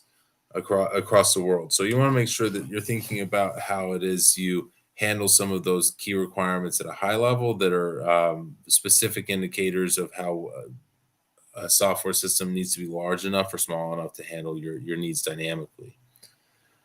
We work with a long list first, and then start really considering the greater detail behind the requirements, and then we use that to narrow down to a short list. I like a short list of 2, maybe 3. Having more than 3 for though it really starts to continue down that path of potential analysis paralysis. By the time you get through the evaluation of your 4th software system, you've forgotten the first one. And everybody's brain turns to mush when you start thinking about demonstrating 4 different software packages. So we want to have a smaller short list that gives us a chance to really narrow in on a couple, maybe a third software packages that really can tackle the most unique and critical needs of your organization. That should be based at the requirement level, and how it is those types of organizations can meet your requirements. So when you start sending out RFPs, you're not surprised by somebody who says, "Yeah, I can't do most of that stuff." Doing your research and getting your shortlist right means that when you really get down to the RFP level and compare requirements, responses from one vendor, the second, and potentially a third, you get a really good one-to-one analysis of where the key gaps are. Again, in today's software environment, there are gaps in all software systems. I don't care how big a box software you're talking about. No software package does everything, especially everything that most organizations need. There's always a uniqueness that needs to be considered. And what we want to do is, with our shortlist, is create an opportunity for our requirements to really show and illuminate those differences as they pertain to those key critical functions of your business. And if we haven't considered the right requirements to get down to that short list, we'll find areas that aren't critical, or that aren't unique areas. They might be important, but they're not unique areas to your business. That there are gaps, and those gaps become kind of failure points as opposed to evaluation points. As I was saying, though, from a long list perspective and narrowing down to a short list, we really start to think about what are the key differentiators in your unique requirements, and what are the verticals within software that can solve for that. Certain software packages are better than others for things like process manufacturing versus discrete manufacturing, right? Those are very different manufacturing processes, and there's certainly specific targets of different software systems. Another good example of unique requirements and vertical focuses are, how complex are your manufacturing operations? Are you out there manufacturing airplanes and airplane engines with a high degree of scientific perfection, or are you an injection molding company that's certainly has different unique requirements, but the complexity of the bills of materials is very different between those two? And thinking about it from a perspective of what verticals are solved from an industry perspective, and how it is a certain software packages fit those ones or others, is really a key component of how it is you take a long list and start narrowing down to a short list. That way, go ahead. I was just going to say, we have a question that I think fits right into what you're talking about here. So, what is the indicators that you're looking at a full-on ERP suite solution versus a best-of-breed solution, and where does that fit, or where do you find that out in the software evaluation process? That's actually a really good question, and the answer really is, I can actually answer that. I keep hitting my mouse. Sorry about that. I can really answer that question for you right now. To a certain extent, you're going to end up in a best of breed scenario. It is exceedingly uncommon to replace every single software that you have today with one. So you got to think about integrations to a certain extent. Now, that doesn't mean that everybody ends up with a different ERP CRM, HCM, MES, and advanced warehousing packages all bolted together from different organizations. When you think about best of breed, you want to think about what your requirements are and how and what your areas of greatest need are and where you're the most sophisticated. The way I like to consider it is first, let's look at what we can get out of ERP. And then let's look at our areas that are most, our functional areas that are the most sophisticated and complex. And let's find out whether or not those are going to drive the need for more advanced software or more specifically catered software. Are you in an industry that requires a specific type of solution? A lot of distribution organizations, for example, that are focused on drop shipping and things like that, can be rather sophisticated with things like voice picking and all kinds of pick towers and different types of ways of managing their warehouse. And in those scenarios, we may find, and we often do, that while the core ERP itself serves most of the needs, there's an advanced need in that warehousing area that leads us to say, you have more to consider here. You might think about an advanced warehousing solution as well. Part of that comes out when you write all of your requirements and start looking at what functional areas have the strongest fit for which software, and in what areas are significant gaps. So that's one way of approaching it. Other ways of approaching it are kind of based on what type of a business are you? What types of verticals are you involved in? And what types of complexities are within your business? If you have, for example, a series of very different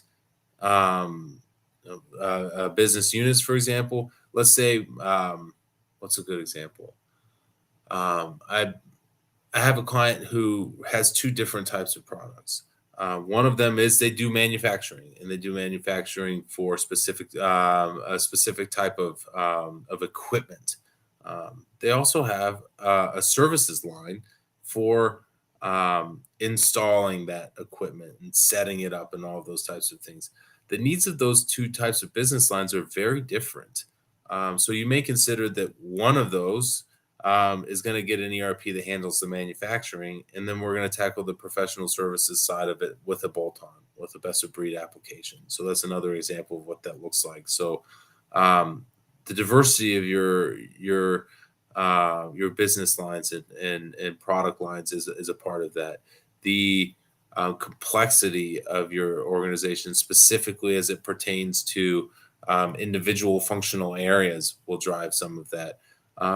But at the same time, some of your general operations will dictate at least a little bit of best of breed solution on the whole. Most ERP packages won't do EDI by themselves, for example. You end up with a bolt-on for that. Most ERP packages won't do sales tax either. You end up with a bolt-on for that. Payroll, another good thing that always ends up outside of core ERP. These are all bolt-ons. Common bolt-ons, but that does create a best of breed environment that the extent of how complex your best of breed environment is and what needs are met by it, driven through the requirements. But I think a key part of that is really that when we put out RFPs and RFIs, we send all of the requirements. We don't say, well, I think we're probably going to end up with a best of breed solution for warehousing or for an MES bolt-on. So we're going to leave those requirements out of this. Let's not make that assumption, because when you think about those requirements, we want to start thinking about how it is we look at the consolidated solution. The vendor may tell you that they can meet all of those requirements out of the box within their ERP, and you might be pleasantly surprised by that. On the flip side, they may also come to the table and say, yeah, you know what? Those are pretty special and unique requirements. And we do have a great partner that we have a strong integration with. They might not be the software that you would select independently if you selected one software system based on about your best of breed needs for a certain functional area, but that the strength of an integration can really go a long way for saying, our ERP integrates really well with this advanced warehousing system. Others are maybe more challenging. So when we think about how it is that integration comes together, we want to consider that. I know I'm running out of time here, so I'm gonna keep going, but feel free to continue asking questions. Overall, when we think about narrowing in on an individual software, we have a lot of different types of ways looking at this, and we start to think about how it is we engage with vendors. A couple of things that are key to this is, first and foremost, you want to have really strong demonstration scripts. That's the most important part of the demo process, is having demonstration scripts that represent your day-to-day needs clearly in a scenario-based fashion. Then that way you're asking the vendors to show me how you solve for my day-to-day needs. And yeah, sure, we'd love to see your bells and whistles and all the wonderful things that you love to sell, but I still need to know where you work and where you don't, so that I can use those both as key components of the evaluation itself. We do like on-site demonstrations because there's a lot that's to be gained from seeing it, but remote demonstrations can be effective as well. As you engage with your vendor through demonstrations and RFPs, you want to start to consider that scripting as a key component of it, and making sure that that's tightly oriented towards your project needs. The purpose of the software selection at the end of the day is to create a variety of variables that tell us which software systems are best fits for your organization or another. Proposal analysis, demonstrations analysis, and things like that, really a key component of it. With the proposal analysis, asking the can you do it, yes or no? Then demonstration analysis, how well do you do it? We always recommend business case analysis. I like a total cost of ownership over 5 years that considers what are the license fees up front, what are the continuing and ongoing license fees, and what are the costs of implementation services. Those are 3 key components of that.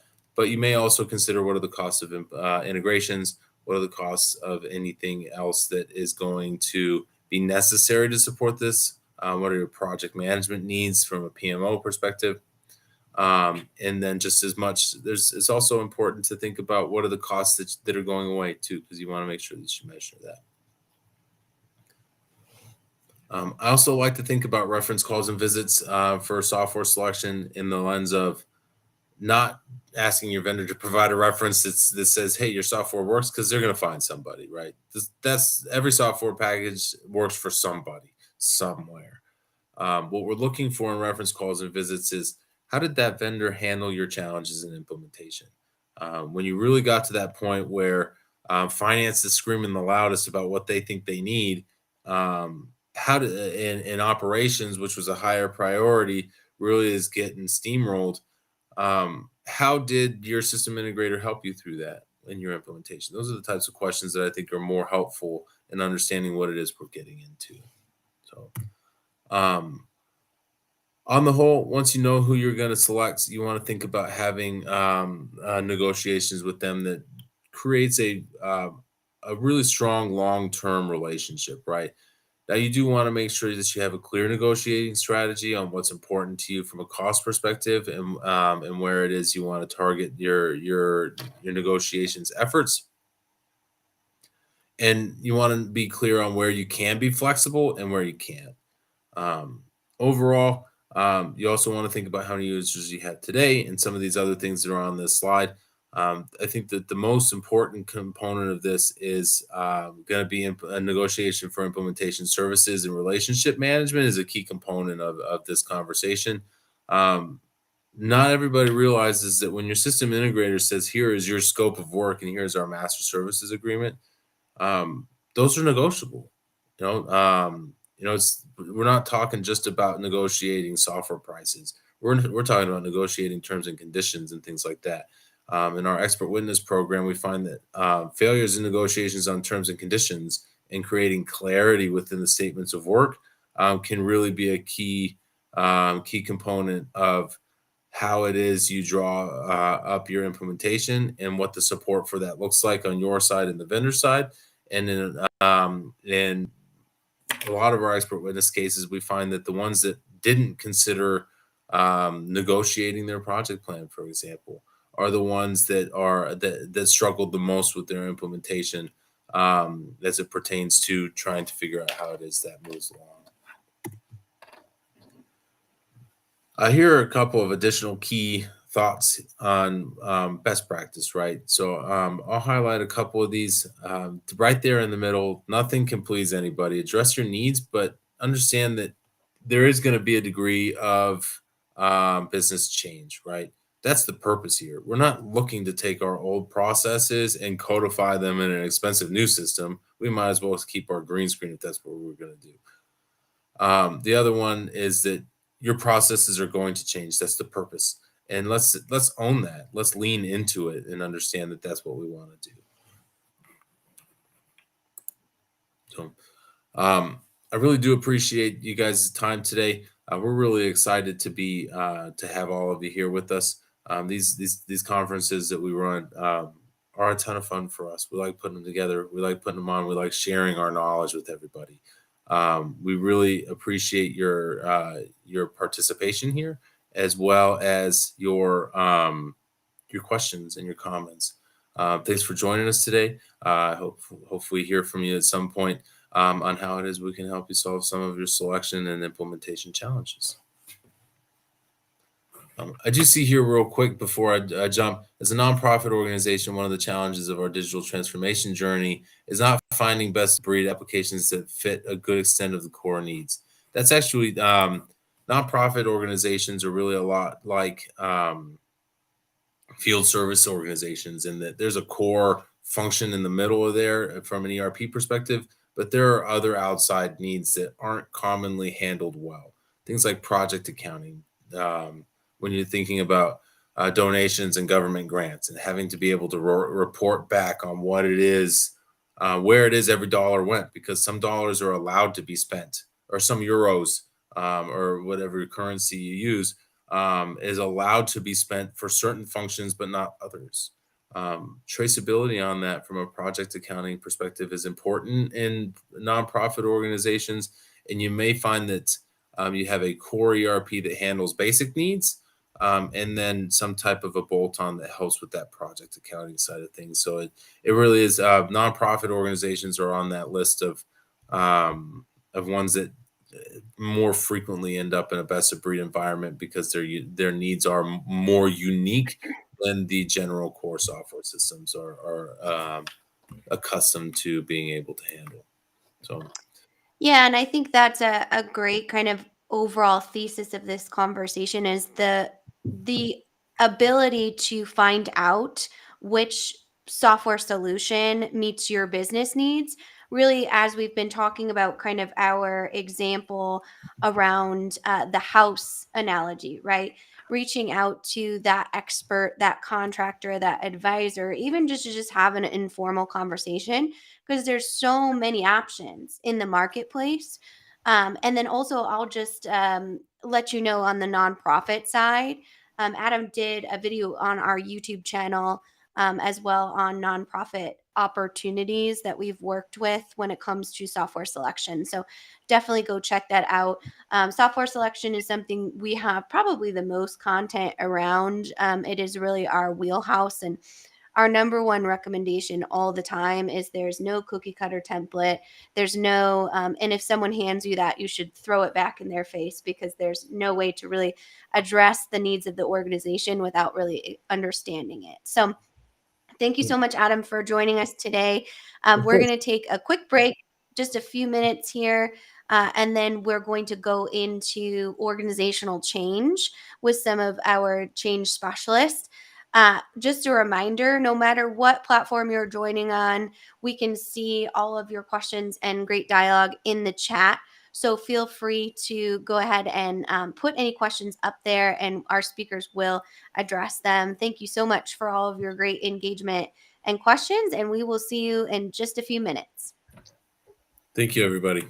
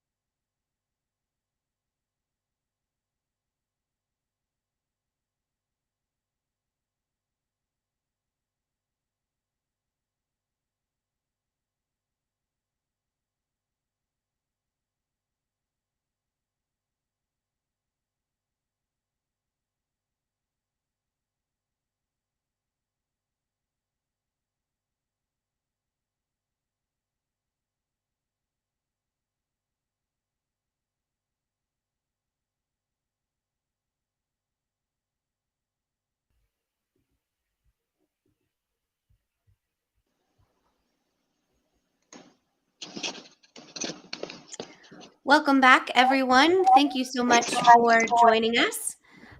Very exciting presentation today when it comes to organizational change and the deliverables around that and how that looks.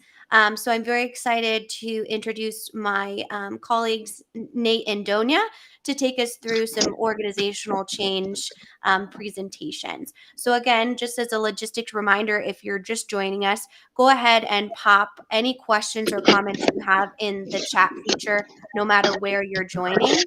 And we will address those in real time as well. So we can see all of those great engagements and comments and questions, no matter what platform you're joining on. So please feel free to join the conversation. So with that, I will turn it over to Nate and Donia. Great. Thank you, Kyler. Thank you, Kyla. Good day, everyone. Good morning, good afternoon, good evening. Welcome from all around the world. My name is Donia, and I'm very excited to be here on the first Stratosphere for the EMEA region. Just to give you a little bit of background about myself, I'm a people impact, business change, and learning consultant, and I've been part of transformation projects all around the world in a variety of industries. Mainly, it's been banking, insurance, telecommunications, IT, of course, and most recently in the human resources industry as well.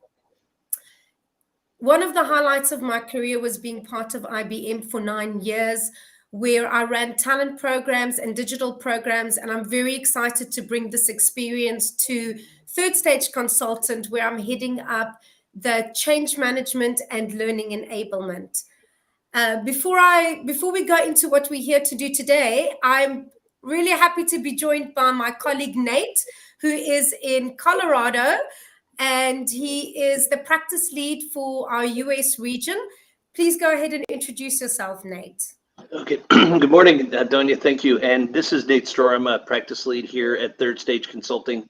I've spent most of my career, over 20 years, in digital transformation, software selection, and change management. And today we're real excited to present some findings on the deliverables around change management. We've last 2 years, we are really starting to see a lot more change management engagements of all sizes, from companies that are Fortune 50 companies all the way down to small 30-person organizations. So we're really excited about what we're going to be able to present today around an idea of not only what these deliverables look like, but give you some examples of what we've found and some of the experiences we've had with our clients.